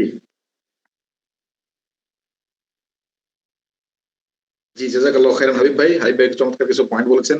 এখানে আমি জাস্ট দুইটা জিনিস একটু অ্যাড করতে যাচ্ছি। দেখেন, এই যে গণতন্ত্র বা এই শব্দগুলো তারা আমাদেরকে বলে, এগুলো দিয়ে আসলে তারা আমাদেরকে ধোঁকা দেয়। প্রথম কথা, এগুলো আসলে কোনোটাই উদ্দেশ্য না। ইনফ্যাক্ট একই সাথে এগুলোর মাধ্যমে পশ্চিমারা আমাদেরকে ধোঁকা দেয়। দেখেন, পশ্চিমাদের কাছে যদি গণতন্ত্রই এত মুখ্য হইতো, তাহলে সৌদি রাজতন্ত্রকে তারা মানতো না। পৃথিবীর বহু জায়গায় তারা কিন্তু এরকম রাজতান্ত্রিক শাসনকে তারা মেনে নিচ্ছে। হাসিনাকেই তো তারা মেনেছে, তাই না? গত 16 বছর হাসিনা যা কিছু করেছে এগুলোকে তো তারাই বৈধতা দিয়েছে, তাকে ডটার অফ পিস উপাধি দিয়েছিল, নানা রকম তাকে খেতাব পুরস্কার তারা দিয়েছিল। ফলে গণতন্ত্র একদম ধোঁকাবাজি। তারা আসলে তাদের স্বার্থ এখানে রক্ষিত হলো কিনা, কে তাদের স্বার্থ বেশি রক্ষা করতে পারবে তাকে তারা আসলে ক্ষমতায় বসানোর জন্য সহযোগিতা করে। এই যে খেয়াল করেন তারা যে গণতন্ত্রের কথা বলে, এই দলগুলো কি তাদের নিজেদের দলীয় ফোরামে গণতান্ত্রিক? এই হাসিনা তো তার দলের প্রধান হচ্ছে কত যুগ ধরে, ঠিক আছে? এখানে কি কখনো তারা ইলেকশন করেছে? ইলেকশনে ফেয়ার ইলেকশন, কোনো ইন্টারফেয়ারেন্স নাই এবং কোনো প্রভাব নাই, কে আসলে দলীয় প্রধান হবে? এটা নিয়ে কি তারা, হ্যাঁ কাউন্সিল যেগুলো করে এগুলো আমরা জানি এক ব্যক্তির ইচ্ছায় চলে, তাই না? কাউন্সিল গুলো আগের থেকে নেত্রী যে হচ্ছে নেত্রীর পা ধরে সালাম করতে পারবে সে হচ্ছে সাধারণ সম্পাদক হবে, মহাসচিব হবে। এই ব্যাপারটা এরকমই চলতেছে, তাই না? ওই বিএনপি বলেন, আওয়ামী লীগ বলেন, মোরলেস সবগুলাই তারা তাদের দলীয় ফোরামে যেখানে তারা গণতন্ত্রকে চর্চা করে না, সেখানে তারা দেশীয় কি বলা যায় সমগ্র জনগোষ্ঠীর সাথে তারা গণতন্ত্র চর্চা করবে। এটা একটা ভুল কথা। আর এর মাধ্যমে মূলত তারা আসলে ধোঁকা দিতে চায় জনগণকে, আর এর মাধ্যমে তারা পশ্চিমাদের একটা সমর্থন পেতে চায়, ঠিক আছে? আর এর মাধ্যমে মূলত তারা ইসলামের উত্থানকে ঠেকাইতে চায় এই গণতন্ত্রের কথা বলে, ঠিক আছে? এটা একটা ইম্পর্টেন্ট পয়েন্ট আসলে শেয়ার করার ছিল। আর একটা বিষয় আমি ভাইয়ের সাথে যোগ করতে চাচ্ছি, যে ধরেন হজ তো একটা ফরজ হুকুম, তাই না? হজ হজ তো আল্লাহ ফরজ করেছেন, একটা ফরজ ইবাদা। তো হজের একটা মৌসুম আছে, হজের একটা মাস আছে, তাই না? আবার এর চেয়ে বড় কথা হচ্ছে হজের সামর্থ্যের প্রয়োজন আছে। হজ করার জন্য সামর্থ্য লাগবে। হজ ফরজ তখন হবে যখন আপনার সামর্থ্য হবে। আপনার সামর্থ্য নাই, আপনি বিশ্ব ইজতেমায় এসে বললেন যে আমি ছোট হজ করতেছি। কিছু আছে না মানুষজন, গ্রামের মানুষজন কিন্তু এই কাজটা করে, ঠিক আছে? তারা হচ্ছে ইজতেমায় আসে, এসে বলে এটাকে হজ করতেছে, বুঝছেন? আপনার সামর্থ্য নেই, অ্যাবিলিটি নাই, তো কি আর করা? এখন আপনি এটাকে হজ বলে ফেললেন, আর কি ছোট হজ, ঠিক আছে? বা ৩ বার ইজতেমায় জয়েন করলে সে হজের সব পাওয়া যাবে। এরকম কথা আমি নিজেই শুনছি। আমি নিজে কেন শোনা? কিছু মানুষ বলতেছে গ্রামের মানুষজন যে ইজতেমা ৩ বার গেলে হজ করতে পারিনি, তো এইজন্য আমি ২ বার গেছি, এবার আর মিস দিতে চাই না কোনোভাবেই। কারণ হজ তো করতে পারি নাই, তো ৩ বার ইজতেমা করে ফেললাম আর।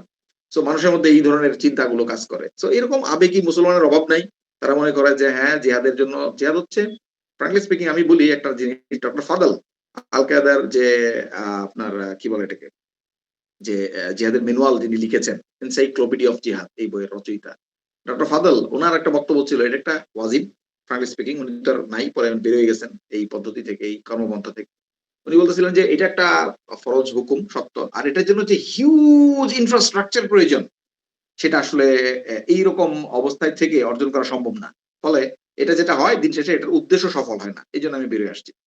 আমি তার এই কথার সাথে একমত। খেয়াল করে দেখেন যে এই যে আচ্ছা সিরিয়ার দিকে তাকান না, এটার জন্য যে পরিমাণ পলিটিক্যাল সাপোর্ট, যে পরিমাণ ফিনান্সিয়াল সাপোর্ট, এই যে পরিমাণ আপনার arms and ammunition support, public support প্রয়োজন, আপনার যদি এই সাপোর্ট না থাকে, আপনি যদি বিপদে পড়ে যাবেন, তখন আপনি কম্প্রোমাইজ করবেন। খেয়াল করে দেখেন এই সিরিয়ার জামাত নুসরা, এই আবু মোহাম্মদ আল জৌলানি, এই যে কি যেন আহমেদ আবু সারা, সে ইসলামী রাষ্ট্র প্রতিষ্ঠার মিশনে নাম ছিল, আজকে সে কোথায় চলে গেছে? কম্প্রোমাইজ করতে করতে আজকে সেকুলার ডেমোক্রেসিকে সে অ্যাডপ্ট করতেছে। সো এটা সে কেন করছিল এই কম্প্রোমাইজ? যখন সে বিপদে পড়ছিল, ফ্র্যাঙ্কলি স্পিকিং যারা কিনা সিরিয়াল হিস্ট্রি জানেন তারা জানবেন যে তার কম্প্রোমাইজ, তার ডিক্লাইনেশন কখন শুরু হয়েছিল? যখন তার ফাইন্যান্সের ঘাটতি দেখা দিয়েছিল, অস্ত্রের ঘাটতি দেখা দিয়েছিল, যখন সে চারদিক থেকে বিপদে পড়ে গেছিল, তখন সে তার্কিশ ইন্টেলিজেন্সের সাথে যোগাযোগ রক্ষা করে, তার্কির কাছ থেকে, পশ্চিমাদের কাছ থেকে সহযোগিতা নেয়। ফলে এভাবেই সে হচ্ছে তার যে অবজেক্টিভ সেটা থেকে সরে গিয়ে, ইসলামিক প্রজেক্ট থেকে সরে গিয়ে এখন সেটা সেকুলার প্রজেক্টে রূপান্তরিত হচ্ছে, তাই না? সো বিষয় হচ্ছে এইটা, যে এই হিউজ ইনফ্রাস্ট্রাকচার রেডি যদি না থাকে, আপনি যদি এই কাজ করতে যান, সামর্থ্য ব্যতি রেখে আপনি যদি এই কাজটা করতে যান, দেখেন আল্লাহ কোরআনে বলেছেন লা ইউকাল্লিফুল্লাহু নাফসান ইল্লা উসআহা। আল্লাহ কাউকে তার সাধ্যের অতিরিক্ত বোঝা দেন না। এই বোঝা যদি আপনি বহন করতে যান, আপনি বোঝাকেও ফেলে দিবেন, আপনি নিজেও ক্ষতিগ্রস্ত হবেন, আর গন্তব্যে তো পৌঁছবেনই না।